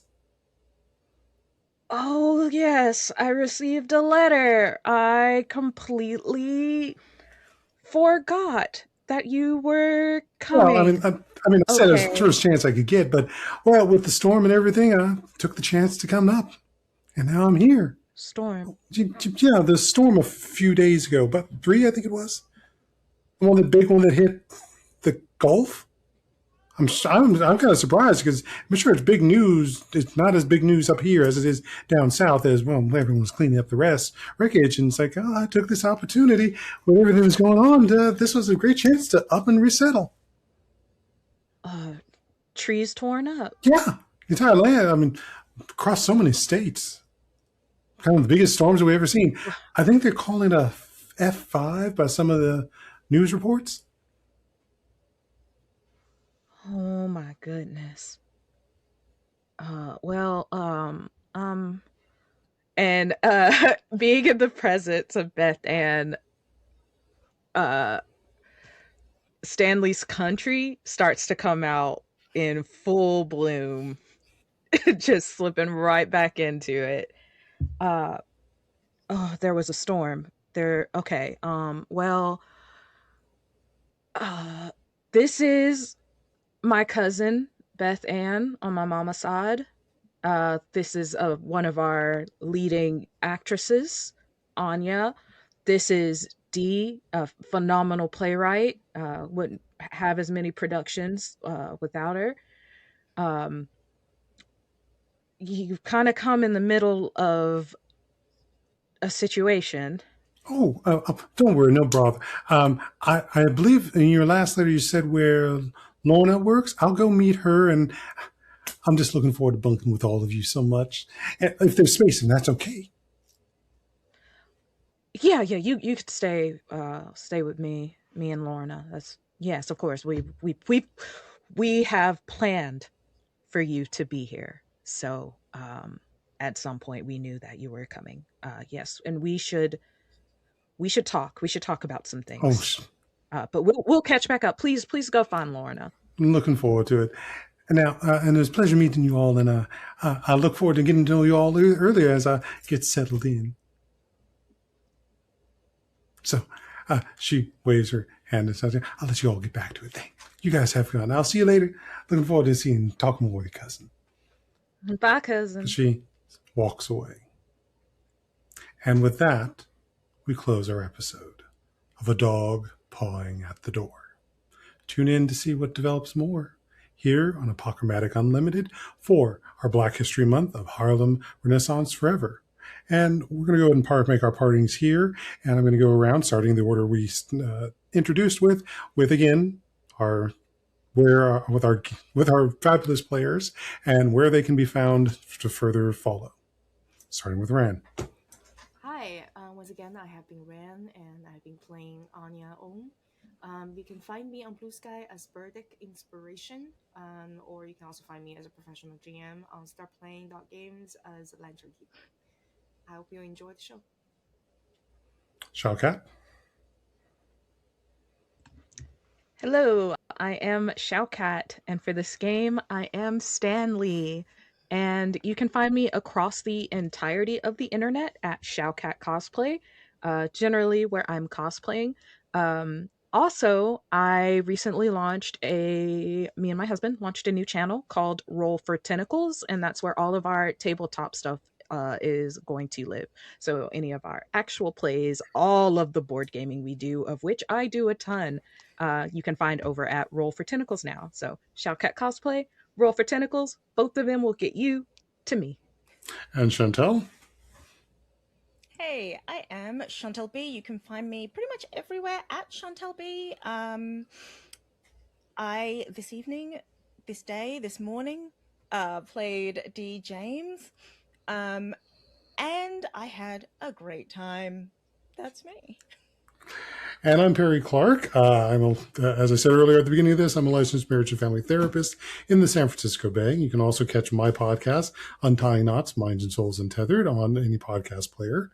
I also do performances with Symphony Entertainment, the Old Ways podcast, obviously our Reunion of Threads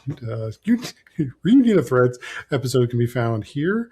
And also, I am in the process, amongst another set of authors, writing for the Miskatonic Repository. We're going to have an anthology coming out this year called the Year of the Black Goat. And I will have a piece in there, story called Dead Letters from the Orchard.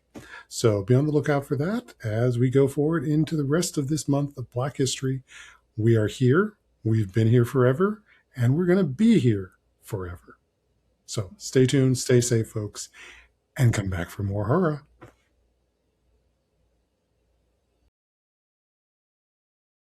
Hey, what's the word, blurs and nerds? It's your 40-something non-binary boy, Mark J, coming to you live from right outside the nation's occupied capital. Welcome to Apochromatic Unlimited presents Harlem Renaissance Forever, this year's Black History Month TTRPG fundraiser. This year we're raising funds on Tiltify for the Lavender Rights Project. The Lavender Rights Project is a black trans feminist organization committed to dismantling oppressive systems that disproportionately harm black communities. APOCU wants to give a big shout out and massive thanks to this year's sponsors, Transplaner RPG, Frivolous Bear Studios, and Thought Crimes Games. Transplaner RPG is an award-winning, all transgender, people of color-led dark fantasy channel